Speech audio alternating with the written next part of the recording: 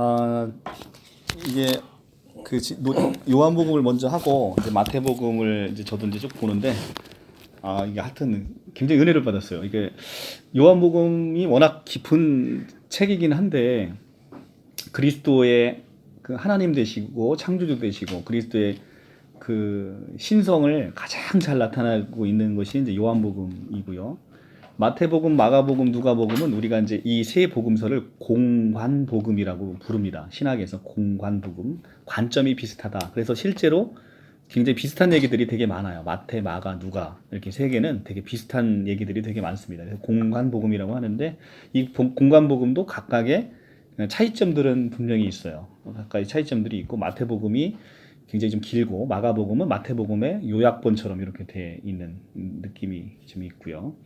그래서 마가복음은 그렇게 역사적으로도 이렇게 사랑받지 못했어요. 근데 마태복음은 내용이 좀 풍성하고 그래서 그런지 많은 사람들의 사랑을 받아왔던 책이고 또 많은 주석서들이 또 있고 그렇습니다. 그래서 이제 마태복음은 우리가 이제 마태복음을 할 때 여러 가지로 이제 생각해야 될 점이 많은데, 그러니까 오늘 2000년 전으로 그 타임머신을 타고 돌아간다 이렇게 생각하고 그 상황을 머릿속으로 쭉 그리시면서 보시면 굉장히 은혜를 받습니다. 이 마태복음은 우리가 이제 구약 성경이 끝나고 신약 성경의 처음의 출발점이에요. 마태복음은. 그래서 이 마태복음은 우리가 볼 때 이 신약 성경이 정경화됐다라는 얘기가 무슨 얘기냐면 우리가 이제 여러 가지 복음서가 있고 이제 사도 바울의 서신서가 있고 그런데 이것이 지금과 같은 성경의 형태로 갖춰진 것을 우리는 정경화라고 얘기를 하는데 이 정경화가 된 게 한 5세기 정도에 이 정경화를 시켰단 말이에요. 근데 이제 정경화를 시키는 과정에서도 모든 신학자들은 그 안에 하나님의 역사가 분명히 임했다. 그래서 이 편제 자체도 그냥 편제된 게 아니라 하나님의 놀라운 뜻이 이 안에 있다라고 생각을 하고 있는 거예요. 그 마태복음의 처음 시작을 보면 우리가 이제 구약 성경 쭉 읽을 때 무슨 족보 때문에 나중에 이렇게 시험 들잖아요. 성경 읽다가 이 족보를 읽다가 나중에 이제 시험 들고 이제 끝나는데 우리가 이제 마태복음의 시작도 족보에서 시작을 해요. 근데 족보에서 시작을 하는 것은 놀라운 영적인 의미가 있는 거예요. 이게 뭐냐면 우리가 창세기 때부터 아담과 하와가 범죄함으로 하나님과 원수가 됐단 말이에요. 원수가 되고 나서 오랜 동안 하나님을 보지 못하고 하나님과 왼수돼서 살아왔단 말이에요. 그러면서 구약의 백성, 특히 이스라엘 백성의 한 백성을 택해서 내가 너에게 한 자손을 주겠다. 그 자손이 나와 너희를 화목게 할 것이고 그 자가 너희를 구원할 것이다 라는 약속을 계속해서 주셨단 말이에요. 계속해서 주시고 이스라엘 백성들은 그 약속을 믿고 살아왔단 말이에요. 그 약속을 믿고 살아왔는데 2000년 전에 어느 날 그 약속을 성취하는 한 남자가 이스라엘 베들레헴에서 딱 출생을 했단 말이에요. 딱 출생을 했어. 근데 그것은 이제 하나님께서 구약에서 계속해서 얘기를 해 오시고 그 아기가 이제는 우리의 구원자가 되고 예수 그리스도가 되는 것인데 그 구원자이신 예수 그리스도가 나타나서 이제는 우리의 족보를 확 바꿔버린 거예요. 이게 무슨 얘기냐면 우리는 하나님과 왼수돼 있어서 그리스도의 통치 아래 있지 않으면 우리는 계속해서 마귀의 자식인 거예요. 마귀의 자식. 그런데 우리는 예수님이 이 땅 가운데 오심으로 인해서 우리가 이제는 하나님의 자녀가 되고 하나님의 족보 안으로 들어가 있는 우리의 모습을 볼 수 있다는 거예요. 그래서 마태복음 1장이 족보로 시작한다는 것은 예수 그리스도를 통해서 하나님 자녀가 된 내가 하나님의 족보 안에 들어가 있는 나의 모습을 이 족보 안에서 발견할 수 있다는 거예요. 이제 나의 족보는 마귀의 족보에서 벗어나서 하나님의 자녀의 족보에 딱 올라가는 획기적인 대전환점인 거예요. 이 마태복음이. 그래서 근데 이것은 비단 우리 이 성경을 보지 않아도 우리가 알 수 있는 게 인류 역사를 BC와 AD로 나누잖아요. 그러니까 BC는 Before Christ, AD는 아노 도미니의 그 이니셜인데 모든 인류 역사는 BC와 AD로 나누는 것은 기독교인이고 비그리스도인이고 다 공감을 한다는 거죠. 그만큼 예수 그리스도의 탄생은 믿는 사람이든 믿지 않는 사람들은 그분의 통치 아래에 들어가 있는 것을 거부하는 사람은 없다는 거예요. 다만 우리가 그것을 예수 그리스도의 통치 아래 우리가 복종하고 순종할 때 우리는 이제는 하나님의 자녀가 되고 하나님의 족보 안에 들어가는 것인데, 그거를 여전히 불순종하고 거부하게 되면 우리는 여전히 마귀의 통치 아래 놓여 있는, 공중 권세 잡은 마귀의 통치 아래 있다는 거예요. 그래서 우리가 하나님의 나라가 이제는 도래하고 하나님의 통치가 이제는 시작이 되는데, 그 통치의 시작은 예수 그리스도의 십자가 부활 사건으로 비로소 이제 시작이 되는 것인데, 그래서 십자가의 부활과 통치 사건 이전에 오셨던 그리스도께서 세례 요한과 자신 스스로가 제일 먼저 첫 마디 하신 게 뭐냐면 회개하라, 천국이 가까웠다라는 거예요. 근데 천국이라는 단어는 마태복음 외에는 안 나와요. 마태복음에만 유일하게 나오는데 마가복음에는 그 똑같은 단어를 뭐라고 쓰냐면 회개하라, 하나님의 나라가 도래하였다, 이렇게 나오는, 하나님의 나라가 가까이 왔다, 이렇게 얘기를 한단 말이에요. 그러니까 천국이라는 것은 무슨 개념이냐면 하나님의 나라라는 개념이에요. 하나님의 나라라는 것은 하나님이 통치하는 그곳을 바로 하나님의 나라라고 하고, 바로 그곳을 천국이라고 하는 거예요. 그러니까 천국 우리가 죽어서 가는 개념이 아니라 하나님의 통치 아래 들어가 있으면 우리가 그 자체로 하나님의 보호 아래 있고, 하나님의 보호 아래 있는 그곳이 바로 천국이고, 그 모든 영광을 우리에게 빼앗을 자가 없다는 거죠. 그래서 그곳이 바로 천국이라는 거예요. 그래서 어떤 한 남자가 나타났는데 그 남자가 인류 역사를 BC와 AD로 나누는 그 한 사람, 이 사람이 과연 누구냐라는 것을 유대인들도 5세기 동안 계속해서 그걸 갖고 논쟁을 했다는 거예요. 과연 이 사람이 누구냐, 이 사람. 왜냐하면 유대인들은 유일신 하나님, 성부 하나님, 유일신 한 하나님을 섬기는 백성이기 때문에 나타났는데 이분이 과연 누구냐를 놓고서 엄청 신학적으로 논쟁을 한 거예요. 그래서 그러면 하나님은 한 분이신데 이 사람을, 사람으로 나타난 이 사람을 우리가 하나님으로 고백할 수도 없고, 이게 굉장히 이제 딜레마에 빠진 거예요. 근데 나중에 그분의 행적과 그분의 저기를 다 종합해 본즉, 우리가 믿고 있었던 하나님이 우리가 생각하는 성부 하나님만 계셨던 게 아니구나. 그 안에는 성부와 성자와 성령이, 그래서 우리가 삼위일체를 얘기할 때 우리가 이제 이건 신천지인들하고 계속 얘기할 때 굉장히 이제 고민스러운 건데, 삼위 하나님의 한 분 되심이 아니라 삼위 하나님의 하나 되심이 삼위일체, 하나 되심. 그러니까 한 분 되심과 하나 되심은 다르잖아요. 그죠? 그러니까 위격은 세 분이라는 거예요. 위격은 세 분. 세 분이 하나 되심. 세 분이 한 분 되심이 아니라 세 분이 하나 되심이 삼위일체의 가장 핵심적인 이해라는 거예요. 하나 되심. 그러니까 하나 되심이라는 것은 세 분이지만 본질이 동일해서, 본질 우리로 따지면 DNA가 동일해서, 본질이 동일해서 본질 동일, 이거를 이제 헬라어로는 호모우시우스라는 단어를, 호모우시우스라는 단어를 쓰는데, 동일 본질이라는 거예요. 그 세 분의 하나 되심. 그래서 하나님은 한 분 하나. 그래서 우리가 이제 이스라엘 백성들의 그 하나님을 뭐라고 부르냐면 여호와라고 부르잖아요. 여호와. 그죠? 여호와라고 부르는데, 이 여호와는 성부 하나님의 이름이 아니라 이 세 분 하나님의 이름을 다 여호와라고 하는 거예요. 이게 이따가 이제 성경에서 이제 다시 자세하게 볼 건데, 세 분 하나님의 이름이 여호와예요. 여분. 성부 하나님, 이 여호와의 이름은 성부와 성자와 성령이 함께 쓰는 이름이라, 이 여호와. 그러니까 이 여호와, 나 여호와는 내 영광을 다른 이에게 주지 않는다라고 하는데, 요한복음 17장에 보니까 이 영광을, 이사야에서는 내 영광을 다른 이에게 주지 않는다고 해요. 42장 8절에. 근데 요한복음 17장 22절에 가면 왜 이 영광을 예수님한테 줬냐는 거지. 나는 여호와는 다른 이에게 안 줬는데, 이분이 여호와니까, 이 성자가 여호와니까 예수님한테 주는 거예요. 그러니까 성자가 영광을 받았다는 것은, 하나님의 영광을 받았다는 것은 이분이 여호와라는 거예요. 이분이 여호와. 삼일째 하나님의 이름이다, 여호와가.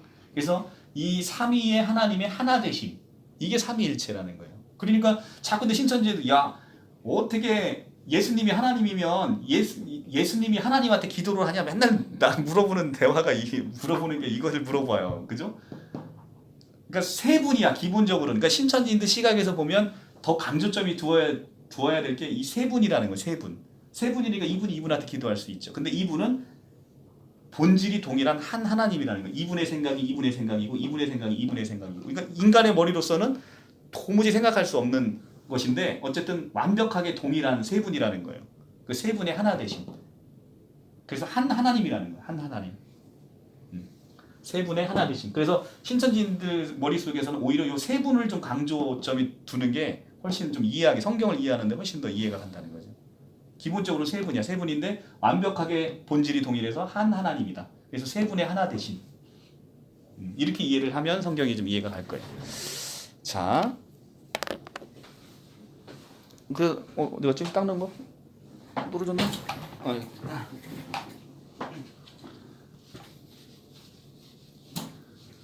그래서 이렇게 이 역사를 BC와 AD를 가르는 한 사람이 나타났는데 그분이 바로 예수 그리스도고, 이분이 그러면 어떻게 해서 이제 유대의 땅으로 내려오게 됐는지에 대해서 이제 이 마태복음 1장에서 이제 얘기를 하고 있어요. 그래서 마태복음의 그 저자는 마태인데 본명은 레위라고 합니다. 마태의 본명. 그리고 마가는 요한이라고 부르죠. 그러니까 마가 요한이라는 단어가 사도행전에 나오는데 저는 그 마가 요한이 누군지 몰랐어요. 마가요.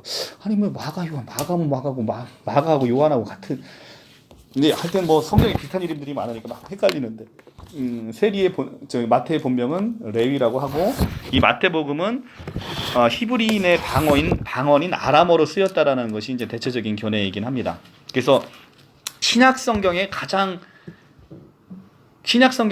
큰 주제를 딱 한마디로 얘기하라라고 하면 신약 성경의 주제는 하나님의 나라라는 거예요. 신약 성경의 주제, 하나님의 나라.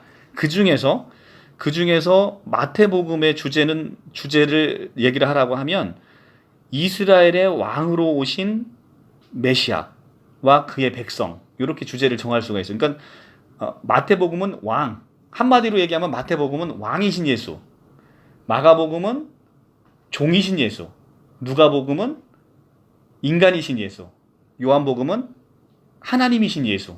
이렇게 지금 단어로 얘기를 한다면 그렇게 우리가 볼 수 있는 거예요. 그래서 마태복음은 신약 성경의 족보는 두 개가 나와요.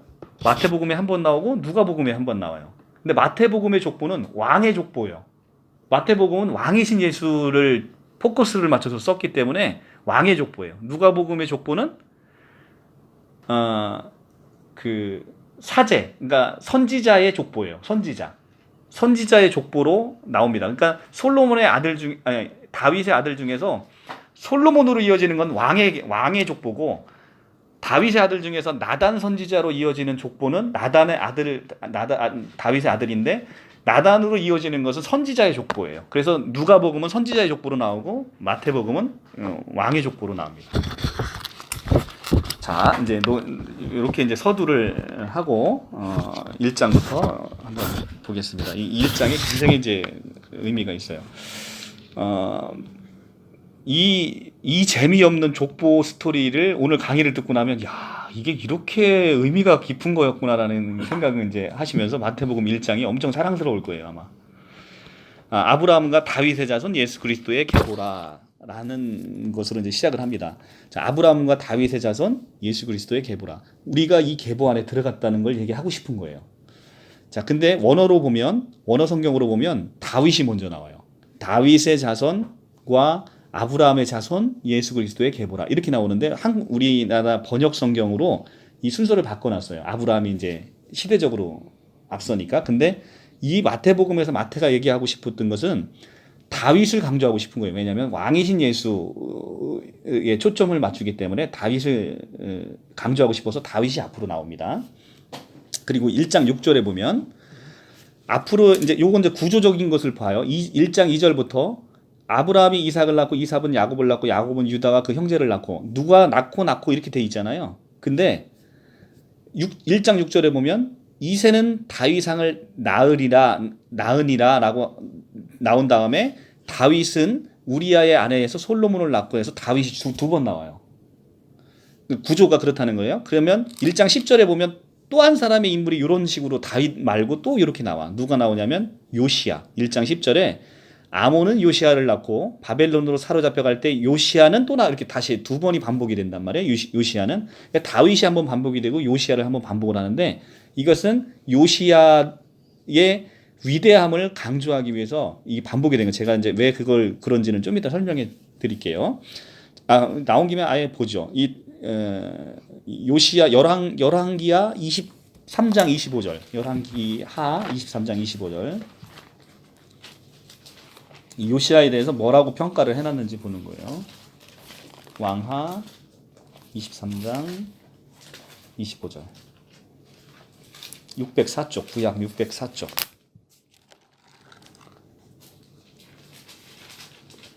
오, 역시 신천지에서 배운 실력이 있어서 전부 신앙입니다.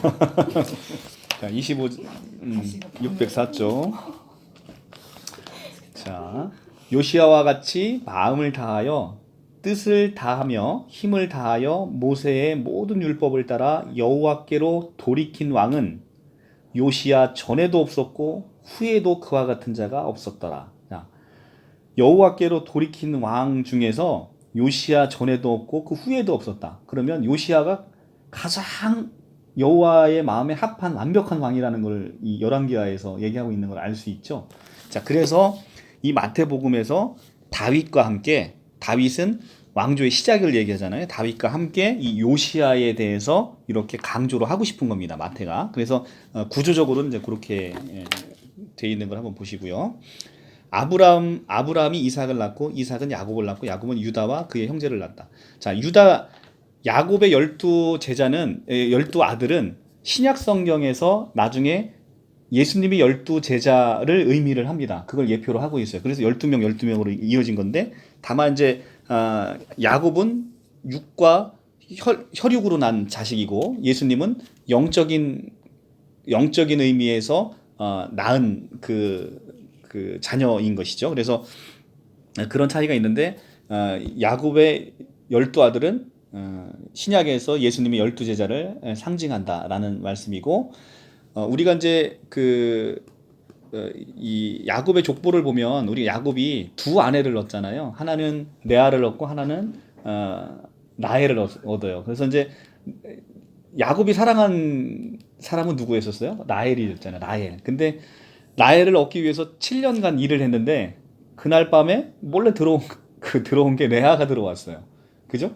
그래서 내가 7년 동안 수고해서 얻은 그 14년을 온전히 수고해서 얻은 라헬이 있고 그러니까 7년을 더 일했잖아요. 그 라헬을 얻기 위해서. 근데 그리고 그 사람을 얻기 위해서는 단 한 번에 수고하지 않은 레아가 있는데 근데 예수님은 어디서 나왔는지 알아요? 그 두 족보 중에 레아를 통해서 나왔다는 거예요. 레아를 통해서 그 두 족보 중에서 그게 이제 이게 신학적인 신비인 건데 그러니까 우리가 그렇게 얻고자 노력해서 얻어지는 게 아니고 그리스도는 우리에게 선물로 주어졌음을 알게 하는 거예요. 우리가 레아를 통해서 예수 그리스도가 나왔다는 것은 우리의 노력과 상관없이 이 복음이라는 것은 우리에게 은혜로 주어졌다라는 것을 이 족보를 통해서 우리가 알 수 있는 대목입니다.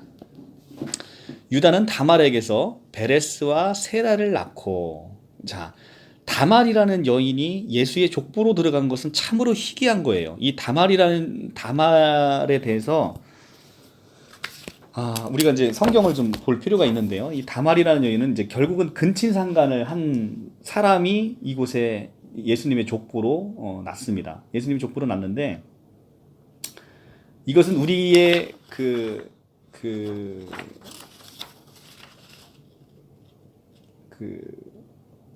죄성, 그러니까 우리의 죄성이 그리스도께서 이 땅에 오신 것은 우리의 이 본성적인 죄성을 다 치유하시고 그 회복시켜 주기로 오신 건데 그렇기 때문에 그 죄 많은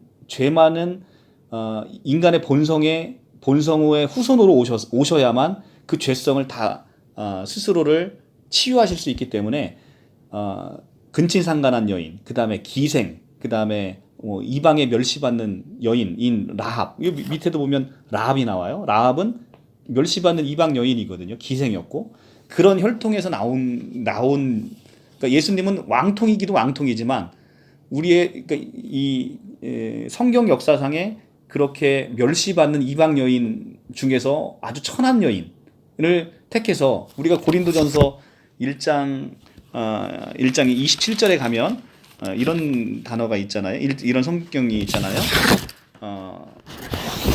1장 27절에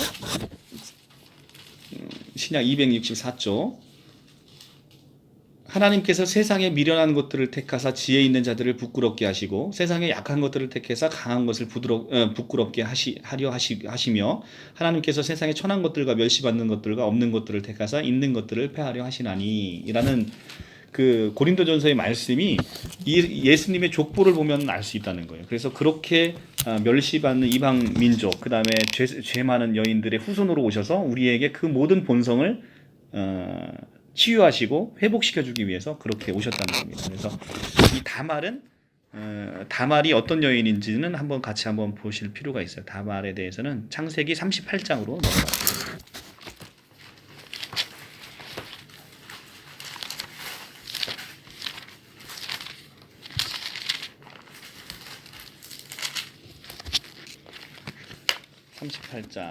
이거 조금 긴데 그래도 다 한번 읽어볼 필요가 있습니다. 다말에 대해서는 제가 한번 쭉 읽어볼 테니까 한번 그냥 편안하게 이야기니까요 들어보세요. 그 후에 유다가 자기 형제들로부터 떠나 내려가서 아둘람 사람 히라와 가까이 하느니라. 유다가 거기서 가나안 사람 수아라 하는 자의 딸을 보고 그를 데리고 동침하니 그가 임신하여 아들을 낳음에 유다가 그의 이름을 엘이라 하니라. 그가 다시 임신하여 아들을 낳고 그의 이름을 오난이라 하고 그가 또다시 아들을 낳고 그의 이름을 셀라라 하니라. 그가 셀라를 낳을 때 유다가 거십에 있었더라. 유다가 장자 엘을 위하여 아내를 데려오니 그의 이름은 다말이더라. 이제 다말이 나오죠. 다말이더라. 유다의 장자 엘이 여호와 보시기에 악함으로 여호와께서는 그를 죽이신지라. 유다가 오난에게 이르되 내 형수께로 들어가서 남편 아우된 본분을 행하여 내 형을 위하여 시를 있게 하라. 이게 이제 형사 취소에 대한 유대의 전통을 얘기하는 겁니다. 오난이 그 시가 자기 것이 되지 않는 줄 알므로 형수께 들어갔을 때 그의 형에게 시를 주지 아니하고 땅에 설정함에 그 일이 여호와가 보시기에 악함으로 여호와께서 그도 죽이시니 유다가 그의 며느리 다말에게 이르되 수절하고 내 아버지 집에 있어 내 아들 셀라가 장성하기를 기다리라 하니 셀라도 그 형들 같이 죽을까 염려함이라. 다말이 가서 그의 아버지의 집에 있느니라. 얼마 후에 유다의 아내 수아의 딸이 죽은지라. 유다가 위로받은 후에 그의 아들 아둘람 사람 히라와 함께 딥나로 올라가서 자기의 양털 깎는 자에게 이르렀더니 어떤 사람이 다말에게 말하되 내 시아버지가 자기 양털을 깎으려고 딥나에 올라왔다 한지라. 그가 과부의 의복을 벗고 너울로 얼굴을 가리고 몸을 휘싸고 딥나 길 곁 에나임 문에 앉으니 이는 셀라가 장성함을 보았어도 자기를 그의 아내로 주지 않음으로 말미암으니라. 그가 얼굴을 가리었으므로 유다가 그를 보고 창녀로 여겨 길 곁에서 그에게 나아가 이르되 청하건대 나로 내게 들어가게 하라 하니 그의 며느리인 줄 알지 못하였음이라. 그가 이르되 당신이 무엇을 주고 내게 들어오려느냐. 유다가 이르되 내가 내 때에서 염소 새끼를 주리라. 그가 이르되 당신이 그것을 달 때까지 담보물을 주겠느냐. 유다가 이르되 무슨 담보물을 내게 주랴. 그가 이르되 당신의 도장과 그 끈과 당신의 손에 있는 지팡이로 하라. 유다가 그것을 그에게 주고 그에게 들어갔더니 그가 유다로 말미암아 임신하였더라. 그가 일어나 떠나가서 그 너울 벗고 과부의 의복을 도로 입으니라. 유다가 그 아들 아둘람 사람의 손에 부탁하여 염소 새끼를 보내고 그 여인의 손에 담보물을 찾으려 하였으나 그가 여인을 찾지 못한지라. 그가 그곳 사람에게 물어 이르길 곁에 나임에 있던 창녀가 어디 있냐. 그들이 이르되 여기는 창녀가 없느니라. 그가 유다에게 돌아와 이르되 내가 그를 찾지 못하였고 그곳 사람도 이르기를 거기에서 창녀가 없다 하더라.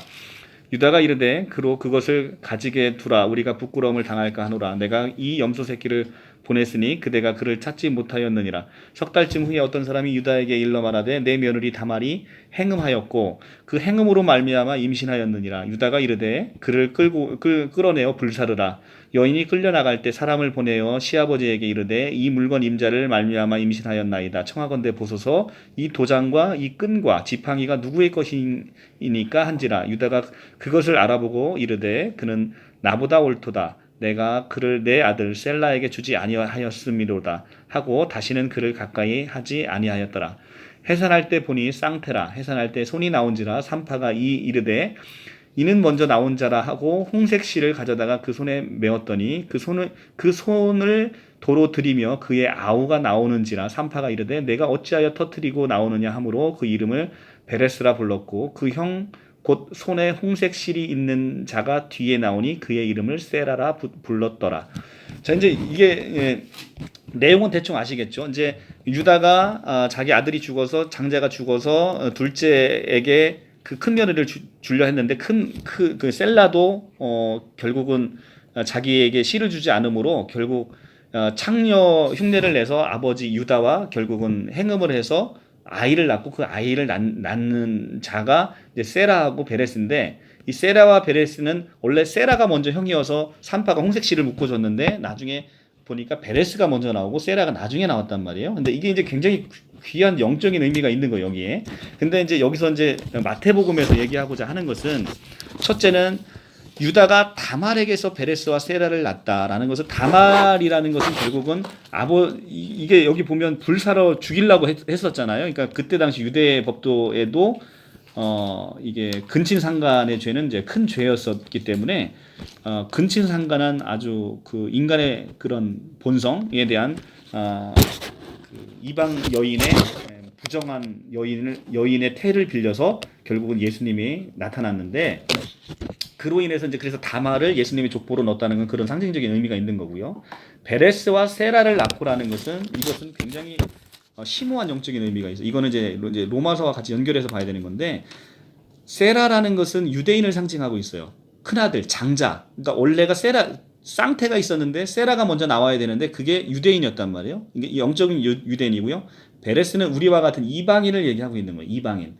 그래서 로마서에서는 나중된 자가 먼저 된다라고 얘기를 하면서 나오는 게 이방 민족이 어느 정도 구원의 수가 찰 때까지 유대인은 구원받지 못하고 이방인이 먼저 구원받고 난 다음에 유대인이 구원받는다라는 얘기가 나와요. 그게 이제 로마서 11장에 가시면 그게 나오는데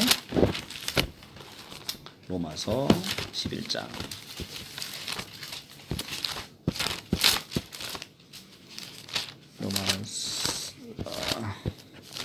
아유 하도 많이 봐서 이게 더덜더덜해졌네요. 로마서 11장 26절 25절부터 이게 이스라엘의 구원에 관한 얘기인데 형제들아 너희가 스스로 지혜 있다 하면서 이 신비를 너희가 모르기를 내가 원하지 아니하노니 이 신비는 이방인의 충만한 수가 들어올 때까지 이스라엘이 덜어는 우둔하게 된 것이라. 그리하여 온 이스라엘이 구원을 받으리라 기록된 바 구원자가 시온에서 오사 야곱에게서 경건하지 않은 것들을 돌이키겠고 내가 그들을 죄 없이 할 때 그들에게서 이루어질 내 언약이 이것이라 함과 같으니라. 이스라엘은 이방인의 수가 충만히 찰 때까지 우둔해져서 결국은 자기 땅에 그리스도께서 오셨지만 이 그리스도를 영접지 아니하고 자기 땅에서 배척해버리고 이 예수를 죽였단 말이에요. 그래서 원래는 세라라는 그 족속이 이제 유대인을 상징하는 것인데 먼저 나타나서 먼저 구원을 받아야 되는 것인데 자기 백성이 그리스도를 영접지 아니하여서 이방 민족으로 대표되는 베레스인 우리가 먼저 구원이 임했고 우리를 시기함으로 이방 민족이 하나님의 사랑을 받아서 그걸 시기함으로 이스라엘 백성이 회개하고 나중에 돌아온다라는 것이 이제 로마서의 주제란 말이에요. 그래서 그렇게 넘어오는 그 배경이 창세기 38장의 다말의 그 자손 홍색 시리를 묶어놓은 베레스와 세라를 통해서 우리를 그걸 확인할 수 있고 그것이 이제 마태복음의 족보에 이렇게 들어와 있다는 겁니다. 자, 그렇게 됐고요. 그 다음에 람은 아미나답을 낳고, 아미나답은 나손을 낳고, 나손은 살몬을 낳고, 살몬은 라합에서 보아스를 낳고, 보아스는 누렉에서 오벳을 낳고, 오벳은 이새를 낳고. 자, 누가 누구를 낳고 해서 다 북의 족보, 아버지가 주어로 돼 있어요. 누가 누구를 낳고 누가 누구를 낳고. 그런데 16절에 가면 오직 그리스도만이 그리스도가 주어가 됐어요. 그러니까 마리아에게서 그리스도라 하는 예수가 나시니라. 나시다의 주체는 예수가 됐죠. 그죠? 이 16절에서는. 그러니까 이 예수님을 뺀 나머지의 그 계보는 아버지가 아들을 낳고 해서 아버지가 주어가 돼 있는데 16절에서 예수만은 예수가 주어로 나타나는 거예요. 이렇게 누가 누구를 낳고 누가 누구를 낳고 이렇게 돼 있고요. 1장 6절 이새는 다윗 왕을 낳고 이새는 이제 다윗 왕의 아버지죠. 그 이새는 다윗 왕을 낳고 다윗은 우리아의 아내에게서 솔로몬을 낳고. 자, 우리아의 아내에게서 솔로몬을 낳고라는 것도 굉장히 이제 신학적인 의미가 있는 건데 우리아의 아내가 누구예요? 우리아의 부인. 아니, 우리아 장군의 아들 그 밧세바잖아. 밧세바인데 다윗은 밧세바에게서 솔로몬을 낳고 이렇게 해도 되는데 이 신학적인 마태의 표현은 우리아의 아내에게서 솔로몬을 낳고라고 해서 다윗의 이 행음한 것을 신랄하게 비판을 하고 있는 거예요. 우리아의 아내에게서. 그러니까 얼마나 부끄러운 거예요. 그러니까 이 다윗이 다른 남자의 아내에게서 솔로몬을 낳고 이게 우리가 그걸 이해하지 않고 그냥 이걸 읽으면 근데 이것은 그것을 의미를 하고 있는 거예요. 우리아의 아내. 그러니까 다윗에게서는 평생 따라다니는 이게 더군다나 신약 성경에 떡하니 있음으로 인해서 모든 믿는 사람들에게서 다윗의 이 행위가 신랄하게 고발이 되고 있는 거예요. 우리아의 아내에게서 솔로몬을 낳고라고 돼 있으므로. 자, 그래서 이제 왕의 족보가 쭉 이어집니다. 쭉 이어져서 요시야 아까 열왕기야 봤고요. 요시야를 낳고 그 다음에 이제 요시야를 낳고 요시야가 바벨론으로 사로잡혀갈 때 요시야는 여고냐를 낳고 그의 형제를 낳으니라. 바벨론으로 사로잡혀가는 여고냐는 스알디엘을 낳고 스알디엘은 수룹바벨을 낳고 수룹바벨은 아리훗을 낳고 아리훗은 엘리야김을 낳고 엘리야김은 아수르를 낳고 아수르는 사독을 낳고 사독은 아킴을 낳고 아킴은 엘리훗을 낳고 엘리훗은 엘르아살을 낳고 엘르아살은 마단을 낳고 마단은 야곱을 낳고 야곱은 마리아의 남편 요셉을 낳으니라. 마리아께서 그리스도라 낳으니 마리아께서 그리스도라 하는 예수가 나시니라. 이렇게 돼 있는데 자, 이게 이제 누가복음하고 좀 비교를 해봐야 되는데요. 야곱은 마리아의 남편 요셉을 낳았다 이렇게 돼 있잖아요. 근데 누가복음으로 한번 3장 23절에 가볼까요? 누가복음 3장 23절. 그러니까 요셉의 아버지는 누구예요? 여기서 보면 야곱이잖아요. 여기 그 1장 16절에서. 이거는 위에서부터 내려오는 계보인데 누가복음은 밑에서부터 올라가는 계보예요. 올라가는 계보인데 누가복음 3장 23절. 자, 3장 23절에 가면 예수께서 가르침을 시작하실 때 30세쯤 되니라 사람들이 아는 대로 요셉의 아들이니 요셉의 위는 헬리요. 자, 요셉의 위는 아까는 여기는 누구였어요? 야곱이어야 되잖아요. 근데 여기는 요셉의 위는 헬리라고 돼 있어서 요셉의 아버지가 헬리로 돼 있잖아요. 야곱이 아니라. 그래서 이제 이것이 이제 신학적으로 아구스티누스가 뭐라고 얘기를 하고 있냐면 야곱은 친아버지고 헬리는 양아버지였다는 거예요. 그러니까 우리가 친자 양자 이런 개념으로 친아버지 양아버지로 해서 이 족보가 요셉의 족보가 그렇게 달라졌다는 겁니다. 이제 그건 뭐 저희가 역사적으로 확인할 수 있는 건 아니어서 어쨌든 아우스티누스는 그런 얘기를 하고 있고 그렇게 이해하지 않으면 이 성경이 좀 모순되는 것처럼 보이잖아요. 그래서 이제 그렇게 지금 보이는 거고 그리고 이제 요셉을 낳고 마리아에게서 그리스도라 칭하는 예수가 나시더라라고 했는데 자 이제 좀 이런 의문점이 생기는 거예요. 뭐냐면 결국은 요셉의 씨로 예수님이 나타난 게 아니에요. 근데 왜 족보를 따질 때 씨를 받지도 않은 왜 요셉의 족보를 가지고 차라리 마리아의 족보를 가지고 예수님을 따지는 게 맞지 않을까라는 의문을 제기를 할 수 있죠. 그죠? 실제 제가 제기한 의문이 그거였었어요. 근데 저랑 똑같이 의문을 제기한 신학자들이 있더라고. 이 서적을 찾아보니까.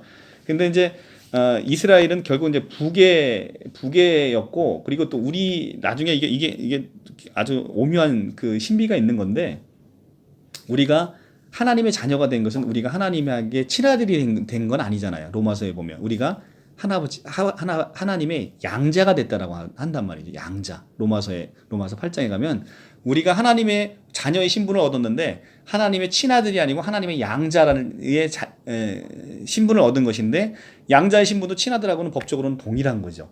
그런데 이제 실제 아들은 아니고 아들을 삼아 주신 양자의 개념인 거예요. 근데 그리스도가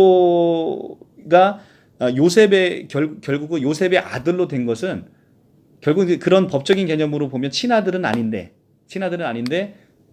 요셉의 아들, 왕통의 아들이 된 것이 양자의 개념이 되듯이 우리가 하나님의 자녀가 되는 이 양자의 개념이 여기서 일맥상통한다는 겁니다. 신학자들 얘기는. 그래서 요셉의 계통이 혈육적으로는 이어지지 않았지만 결국은 부계의 전통을 따르는 유대의 시각에서 보면 예수님은 결국은 이 다윗의 뿌리로 왔다라고 할 때 그 그 친아버지는 아니지만 양아버지인 요셉의 혈통이 굉장히 중요했다라는 거예요.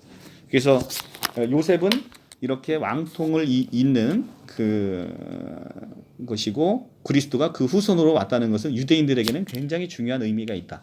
자, 우리가 이제 여기서 이제 볼 게 열왕기와 7장을 이제 넘어가서 봐야 되는데요. 열왕기와 7장은 이 메시아의 사상에서 굉장히 중요한 성경이에요. 이 열왕기와 7장은 너무 중요한 것인데,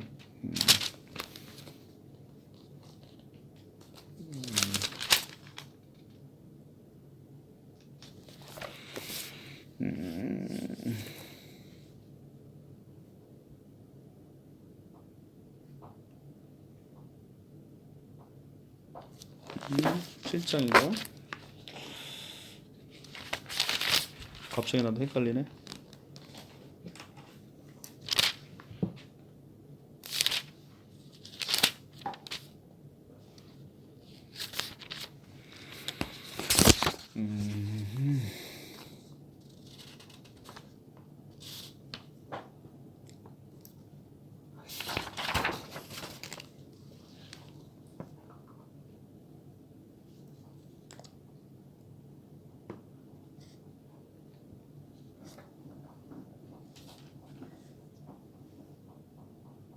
죄송합니다. 어쩐지는 사무엘하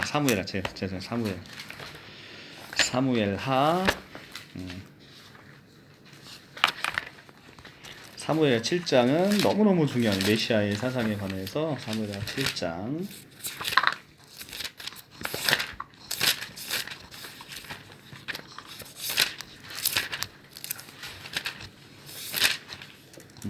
7장 이게 이제 다윗 왕국이 영원할 것이다라고 얘기한 473쪽.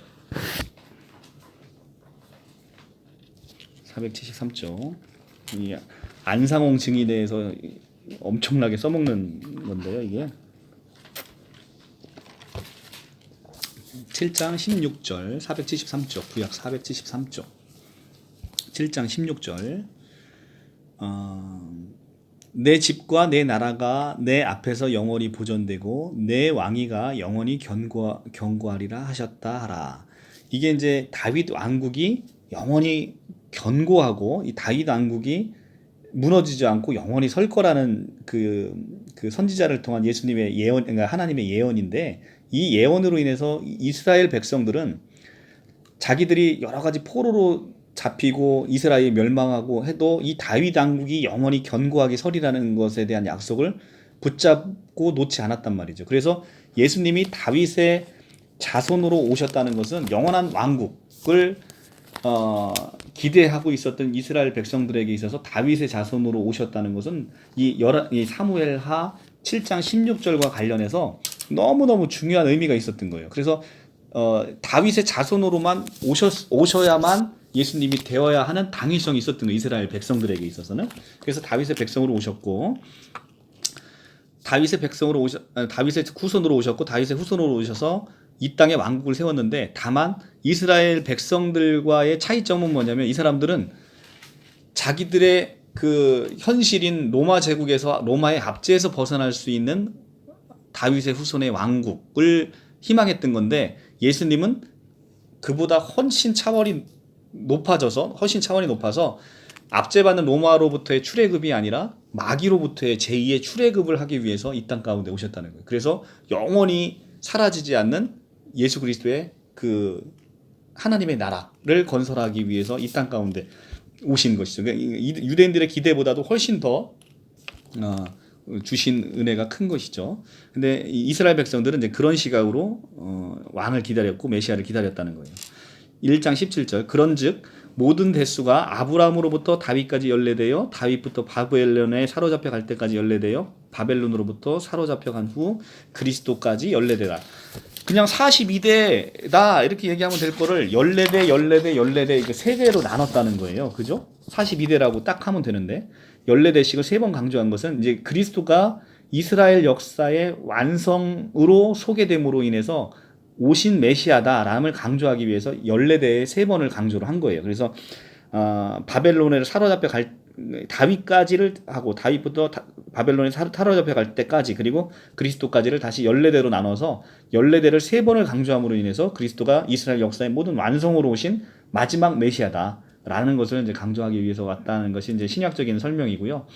42는 7 곱하기 6으로 이루어졌어요. 7은 완전수고 7은 완전을 나타내는 완전수고 6은 우리의 수고와 고통을 나타내는 고통 속에 있는 세상을 얘기하고 있단 말이에요. 그래서 그리스도께 오심은 우리의 수고와 고통이 사라지고 완전해지는 그때에 그리스도가 나타남을 숫자적으로 이스라엘의 그 게마트리아라는 숫자로 상징으로 보면 그런 의미가 있다는 겁니다. 신학적인 의미로. 그래서 42대라 하지 않고 14대씩 세 번을 나눠서 근데 이거는 이 족보상으로 따져보면 숫자가 연례대가 아니랍니다. 연례대가 아닌데 이 연례대가 아닌데 연례대라고 한 것에 대해서도 신약적으로 굉장히 많이 설명이 있어요. 근데 그건 뭐 너무 우리가 알아야 될 거는 아닌 것 같고. 근데 어쨌든 그 42대라고 하지 않고 연례대식 세 번 얘기한 것은 이스라엘 백성의 역사의 완성으로 오신 메시아를 설명하기 위해서 이렇게 세 번으로 나눴다라는 설명입니다. 예수 그리스도의 나심은 이러하다. 나심이라는 단어는 우리가 탄생이라는 단어하고는 다르는데 이게 본디 하나님에게서 비롯된 불멸의 생성을 얘기를 한다는 거예요. 나심은. 그래서 우리가 그 성자 하나님이 성부 하나님으로부터 나신 것도 나심이라고 표현을 하잖아요. 근데 그런 것은 이제 육체적인 탄생은 2차적인 요인에 의해서 비롯된 타락하기 쉬운 존재가 이어지는 것을 얘기하는데 나심은 그와 달리 하나님에게서 비롯된 불멸의 생성을 나타내는 단어다라고 합니다. 그래서 나심은 이러하니라. 그의 어머니가 마리아가 요셉과 약혼하고 동거하기 전에 성령으로 잉태된 것이 나타나더니 그의 남편 요셉은 의로운 사람이라 그를 드러내지 아니하고 가만히 끊고자 하여 이 일을 생각할 때에 주의 사자가 현몽하여 이르되 다윗의 자손 요셉아 내 아내 마리아를 데려오기를 무서워하지 말라. 그에게 잉태된 자는 성령으로 된 것이라. 아들을 낳으리니 이름을 예수라 하라. 이는 그가 자기 백성을 그들의 죄에서 구원하여 구원자이심이니라 하니라. 자, 이 마리아가 이제 잉태를 해서 성령으로 잉태돼서 예수님을 가졌는데 이제 약혼자인 요셉이 그 사람을 끊고자 하니까 주의 사자가 나타나서 다윗의 자손 요셉아. 그러니까 요셉도 다윗의 자손이라고 계속해서 강조하고 있는 것은 이 마태복음의 왕통을 계속 얘기하기 위해서 하는 것이고요. 내 아내 마리아에게 데려오기를 무서워 마라. 그에게 잉태된 건 성령으로 된 것이라. 아들을 낳으리니. 자, 아들을 낳으리니. 요셉에게 있어서는 이 아들은 친아들은 아니에요. 근데 아들을 낳으리니라고 얘기를 한 것은 양자됨을 얘기하고 있고 이것은 나중에 우리가 하나님의 양자됨을 예표하고 있다라고 얘기를 합니다. 아들을 낳으리니 이름을 예수라 하고 그가 자기 백성을 그들의 죄에서 구원할 자다, 구원자다라고 얘기를 합니다.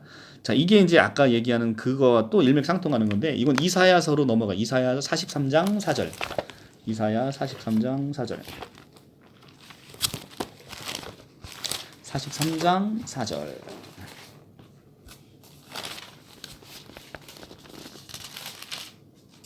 3절. 43장 3절. 3절 1020조. 대저 나는 여호와 내 하나님이요 이스라엘의 거룩한 이요 내 구원자라. 그러니까 내 구원자라. 누가 구원자라는 거예요? 나 여호와. 나 여호와가 내 구원자라는 거예요. 그러면 호세아서 13장 4절. 호세아서 13장 4절. 호세아서 13장 4절. 1267 13장 4절. 그러나 애굽 땅에 있을 때 나는 내 하나님 여호와라. 나밖에 내가 다른 신을 알지 말 것이라. 나 외에는 구원자가 없느니라. 나 외에는 구원자가, 나는 누구예요? 여호와. 여호와 외에는 구원자가 없대. 근데 신약 마태복음에서 뭐라고 얘기합니까? 마태가 뭐라고 얘기해요? 이름을 예수라 하라. 그가 자기 백성을 그들 죄에서 구원할 자이심이라. 구원자라는 거예요. 나 외에는 구원자가 없다라고 호세아서와 이사야서에서 얘기하는데 예수가 구원자래. 그럼 예수가 누구라는 거예요? 여호와라는 거지. 예수가 여호와라는 게 여기 또 한 번 나오는 거죠. 그죠? 나 외에는 구원자가 없다라고 구약에 계속해서 얘기하는데 유대 민족에 있어서의 구원자는 여호와밖에 없는 거예요. 여호와밖에는. 근데 유대인들을 위해서 쓰여진 이 마태복음이 예수를 구원자라고 얘기한다는 것은 유대의 시각에 있어서 예수를 여호와라고 얘기하고 있다는 거예요. 아시겠죠? 그러니까 예수님이 누구예요? 여호와죠. 여호와. 창조주. 신천지에서 자꾸 피조물이라고 얘기하는 그것이 바로 이 구원자라는 겁니다. 이 모든 일이 된 것은 주께서 선지자로 하신 말씀을 이루려 하심이라. 보라 처녀가 잉태하여 아들을 낳으리니 그 이름을 임마누엘이라 하리라. 하셨으니 이를 번역한즉 하나님이 우리와 함께 계시다 함이라. 자,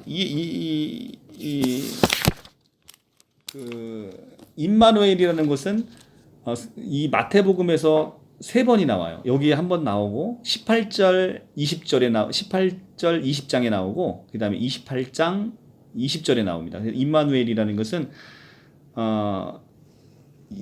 여기서 보면 그 이름을 임마누엘이라 하리라라고 얘기를 합니다. 임마누엘이라 하리라라고 얘기하는 것은 예수님의 사역과 일을 통해서 나중에 결과적으로 하나님이 우리와 함께 하셨구나라는 우리의 신앙 고백으로 나온다는 거예요. 이게 임마누엘이라 하리라라고 얘기하는 것은 예수님의 되어진 사역을 통해서 우리가 이런 고백을 한다는 겁니다.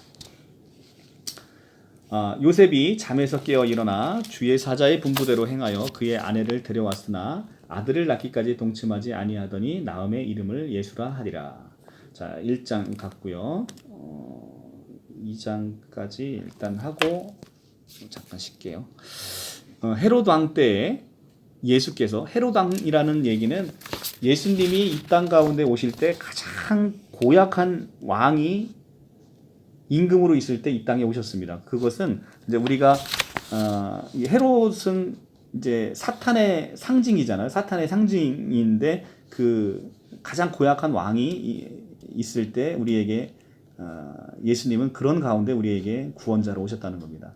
예수께서 유대 베들레헴에 나시니 동방으로부터 박사들이 예루살렘에 이르러 말하되 유대인의 왕이 나시니가 어디 계시냐 우리가 동방에서 그 별을 보고 그에게 경배하러 왔노라 하니 헤롯 왕과 온 예루살렘에 듣고 소동한지라 왕이 모든 대제사장과 백성의 서기관들을 모아 그리스도가 어디서 나겠느냐 물으니 이건 희한해요. 2장 2절에서 동방박사가 물은 것은 유대인의 왕으로 나신 이가 어디 계시냐 이렇게 얘기하는데 헤롯 왕과 예루살렘은 뭐라고 얘기하냐면 그리스도가 어디서 나시겠느냐 물으니 이렇게 물어봐요. 그러니까 동방박사의 물음과 헤롯과 예루살렘의 물음이 달라요. 그것은 뭐냐면 헤롯 왕과 예루살렘은 이미 그 율법학자들과 선지자들을 통해서 유대인의 왕으로 나시니가 그냥 왕으로 오는 게 아니라 그리스도로 이 땅에 오신다라는 걸 알고 있었기 때문에 그리스도가 어디에서 나시겠느냐 이렇게 물은 거예요. 그래서 물으니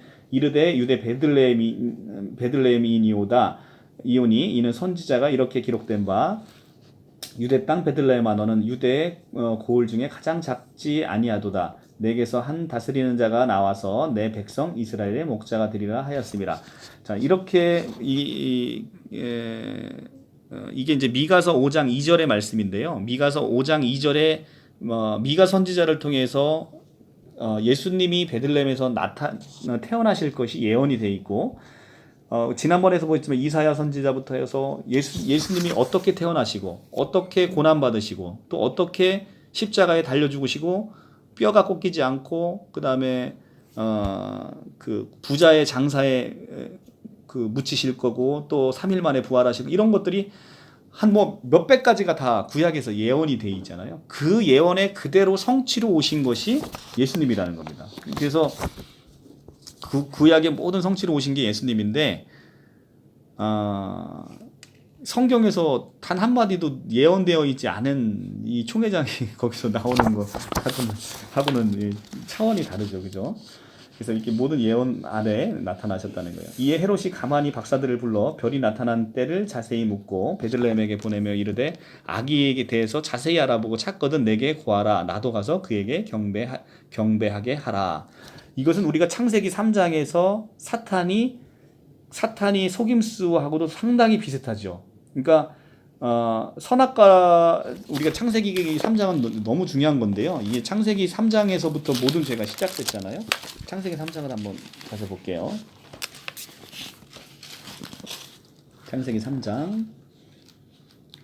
그런데 뱀은 여호와 하나님이 지으신 들짐승 중에 가장 간교하니라. 뱀이 여자에게 물어 이르되 하나님이 참으로 너희에게 모든 동산 모든 나무의 열매를 먹지 말라 하시더냐? 근데 이 물음에도 간교함이 있어요. 뭐냐면 하나님이 먹지 말라고 한 것은 모든 나무의 열매를 먹지 말라 이렇게 하신 게 아니라 모든 동산에 있는 모든 나무를 임의로 먹되 동산 중앙에 있는 나무의 열매는 먹지 마라 이렇게 얘기를 했는데 사탄은 우리한테 와서 뭐라고 얘기하냐면 모든 나무의 열매를 먹지 말라 하시더냐 이렇게 지금 간교하게 하나님의 말씀을 틀어요. 하나님의 말씀을 틀어서 물어본단 말이죠. 이게 바로 이제 뱀의 간교함인데, 그리고 나서 4절에 뱀이 여자에게 이르되 너희가 결코 죽지 아니하니라. 너희가 그것을 먹는 날에는 너희 눈이 밝아져서 하나님과 같이 되어 선악을 알 줄을 하나님이 아심이라라고 해서 그 뱀이 이제 미혹을 하죠. 근데 이 헤롯도 똑같이 그런 수법을 쓰는 거죠. 베들레헴에 보서 아기에 대해서 자세히 알아보고 찾거든 내게 구하라. 나도 가서 그에게 경배하라라고 해서 이 동방 박사들을 이제 이제 거짓말로 이렇게 속이는 거예요. 그래서 박사들이 왕의 말을 듣고 갈새 동방에 보던 그 별이 문득 앞서 인도하여 가다가 악이 있는 곳에 머물러 서 있는지라. 그들이 별을 보고 매우 크게 기뻐하더라. 집에 들어가 아기가 그의 어머니와 마리아가 함께 있는 것을 보고 엎드려 아기께 경배하고 보배압을 열어 황금과 유황과 모략을 예물로 드리니라. 자, 이제 이 아이는 결국은 우리가 알고 있는 이제 마구간에서 이제 나셨는데 이게 사실 되게 영적인 깊이가 있다는 거예요. 그게 실제 가서 보면 이 마구간은 고개를 숙이지 않으면 들어갈 수가 없는 곳이라는 거예요. 이게 낮아서. 그러니까 모든 사람이 여기를 들어가서 경배를 하려면 좋든 싫든 다 들어가서 머리를 조아리고 들어가서 경배할 수밖에 없이 그 위대한 왕이 이 땅 가운데 오셨을 때 그런 영적인 의미가 있다는 거예요. 그래서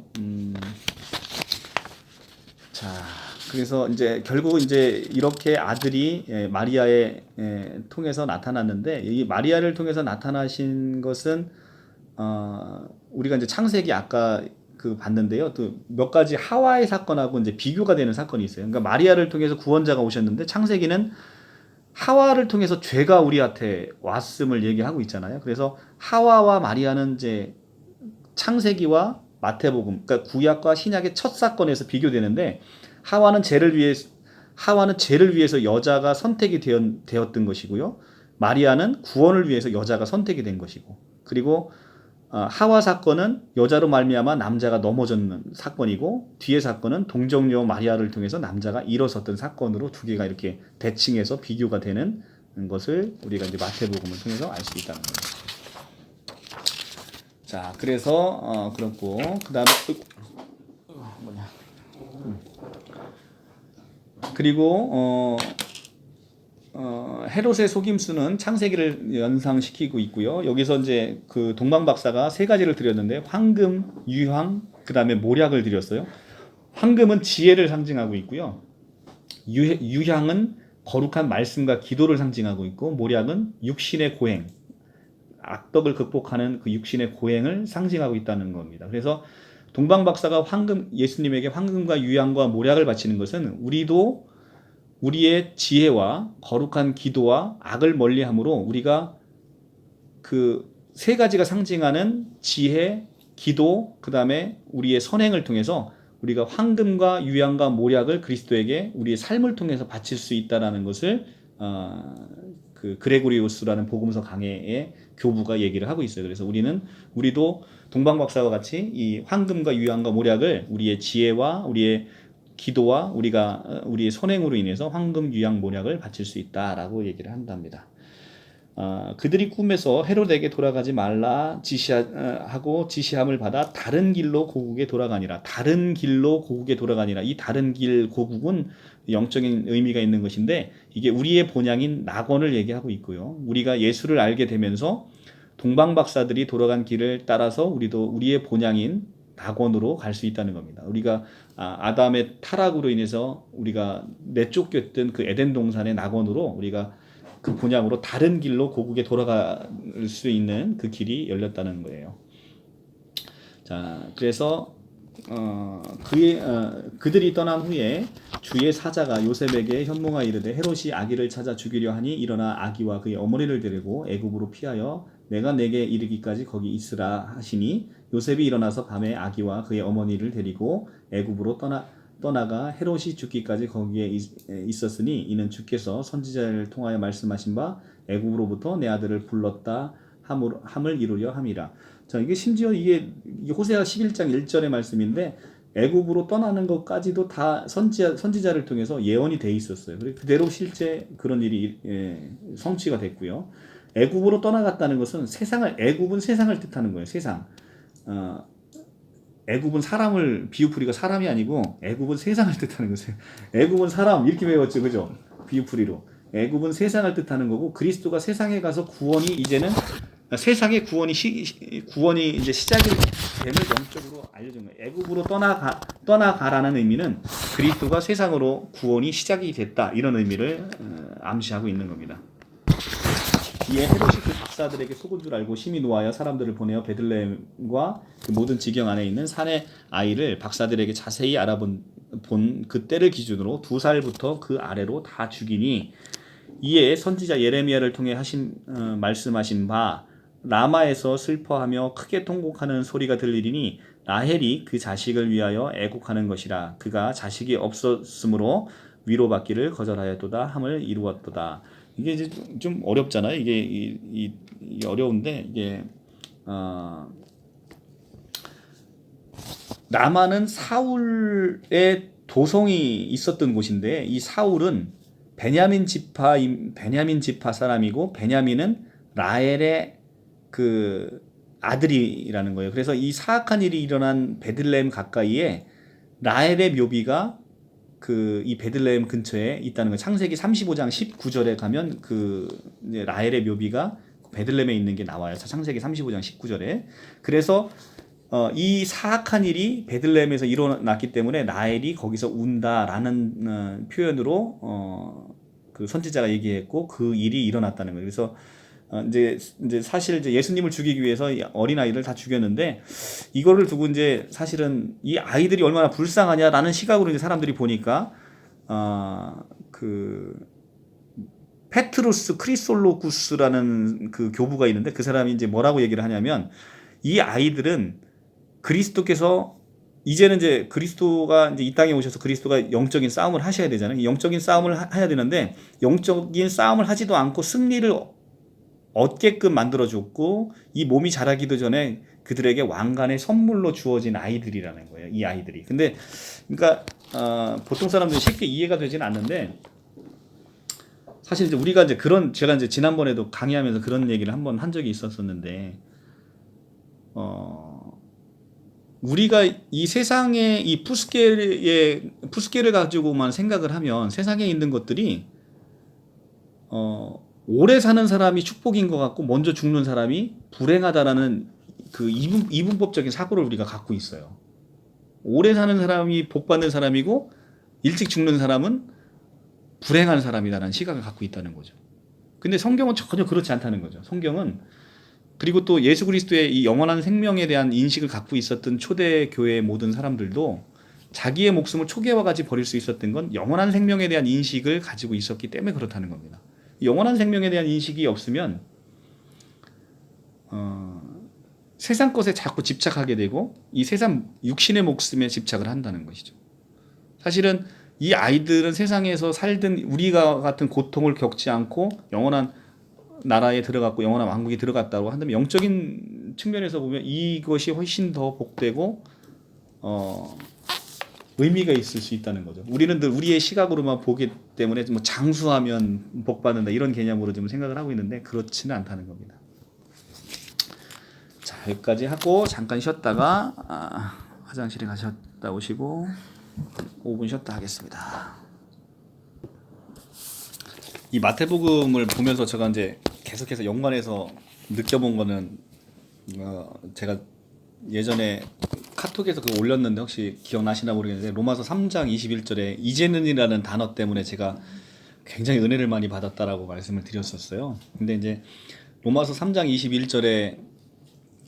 21절에서 얘기하는 그 이제는이라는 단어는 로이드 존스 목사님이 이걸 이제 로마서 강해를 하면서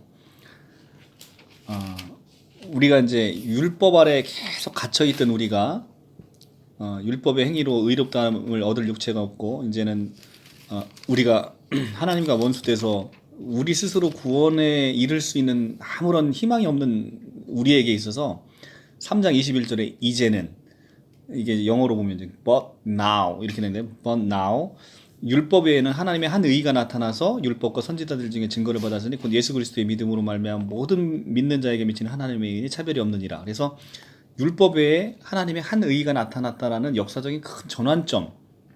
예수 그리스도의 탄생은 이제는이라고 앞과 뒤가 너무나 다른 그 이제는 그러나 이제는 그러니까 희망이 없었는데 그러나 이제는 우리가 율법 외에 하나님의 한 의가 나타나서 우리가 구원에 이를 수 있는 희망과 소망이 생기는 아주 이제는이라는 단어를 굉장히 묵상해 보면 굉장히 의미가 있어요. 제가 찬양 중에서도 그럼에도 불구하고라는 그 찬양에서 그럼에도 불구하고라는 그 단어의 앞과 뒤 굉장히 큰 의미가 있죠. 그럼에도 불구하고 우리가 이제 역사적인 큰 전환점이 나오는 것인데 이 마태복음은 바로 거기에 서 있다는 거예요. 마태복음이 이 시작이 예수님의 그 BC와 AD를 딱 가르면서 한 사람이 나타난 거예요.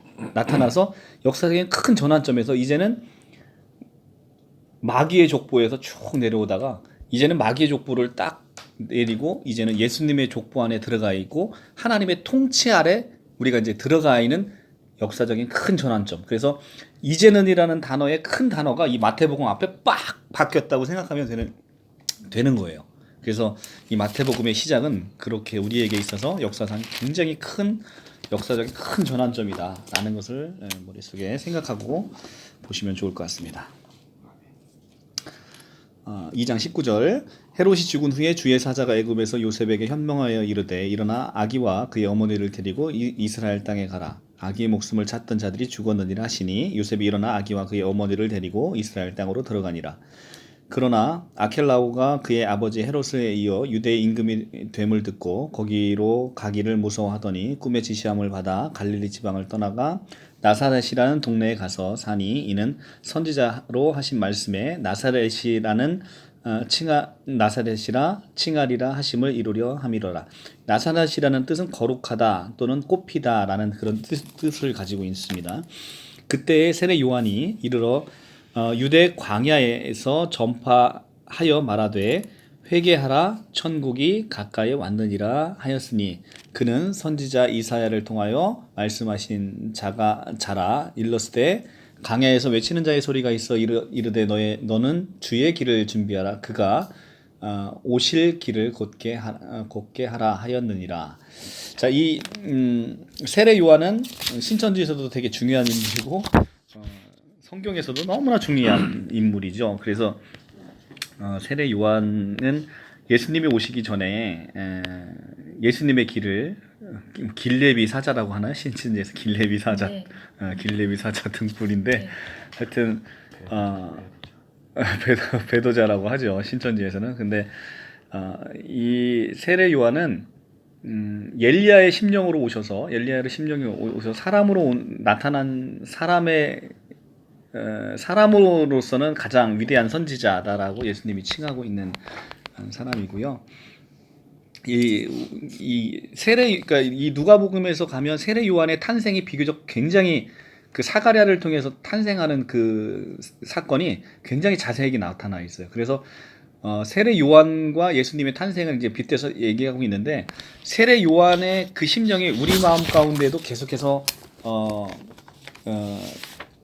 우리 마음 가운데 믿음이 생긴다는 건 우리 마음 가운데 그리스도가 탄생하는 거잖아요. 우리 마음 가운데 그리스도가 탄생하는 것이 우리에게 믿음이 생긴다는 거예요. 그래서 우리에게 믿음의 씨앗이 뿌려지는 건 그리스도가 우리에게 태어남을 알려주는 건데, 그리스도만 우리 마음 가운데 태어나는 게 아니라 세례 요한도 우리 마음 가운데 태어나야 된다는 거죠. 그래서 세례 요한은 어떤 일을 하느냐면 예수님을 전하는 역할을 하고 있는 거예요. 예수님이 전하는, 그러니까 예수님이 없는 자에게, 예수님이 마음 가운데 태어나지 않은 자에게 우리가 세례 요한의 심령으로 가서 그들에게 예수님을 전하는 그런 세례 요한의 심령이 우리 가운데 태어나서, 영적인 의미, 누가복음에 가면 그 영적인 그런 깊은 의미가 있다는 겁니다. 세례 요한의 탄생 얘기를 계속해서 길게 얘기하고 있는 것은 우리 마음 가운데 세례 요한의 역할을 할 수 있는 그런 심령이 태어나서 우리가 그리스도가 그 마음 가운데 태어나도록 예비해주는 그 역할을 우리가 해줘야 된다라는 얘기를 하고 있어요. 몽학 선생. 그렇죠. 결국은 이제 율법도 몽학 선생이지만 이제 세례 요한의 역할은 예수님이 오시기 전에 예수님의 길을 하고 그 하나님의 나라의 통치를 받으라고 선포를 하잖아요. 그런 그 선포하는 역할을 우리가 해줘야 된다는 것이죠. 이 요한은 낙타 털 옷을 입고 허리에 가죽띠를 띠고, 낙타 털 옷은 이게 회개의 옷을 얘기하고 있는데, 이게 이제 마태복음 19장 24절에 가면 우리가 부자가 그 천국 가기가 낙타가 바늘기 빠져나가는 것보다 어렵다라는 얘기가 나오잖아요. 그래서 낙타가 바늘기 들어가는 것보다 부자가 하나님 나라에 들어가는 것보다 쉬우니라 하시니라고 얘기하는 그 성경 구절에 비춰보면 낙타 털옷은 이게 회개의 옷을 상징하고 있다는 거예요. 회개의 옷. 그래서 낙타 털옷을 입고 허리에 가죽띠를 띠고 음식은 메뚜기와 석청이 있더라. 메뚜기는 회개의 음식을 얘기하고 있고, 석청은 이제 들꿀을 얘기하고 있는데, 이 들꿀은 우리가 수고하지 않고 얻어지는 자비로운 하나님의 은혜. 그러니까 들에 있는 거니까 우리가 수고해서 얻어지는 게 아니잖아요. 그래서 들꿀을 얘기하는 석청은 하나님의 자비로운 은혜로 우리가 살고 있음을 암시하고 있다라고 얘기를 합니다.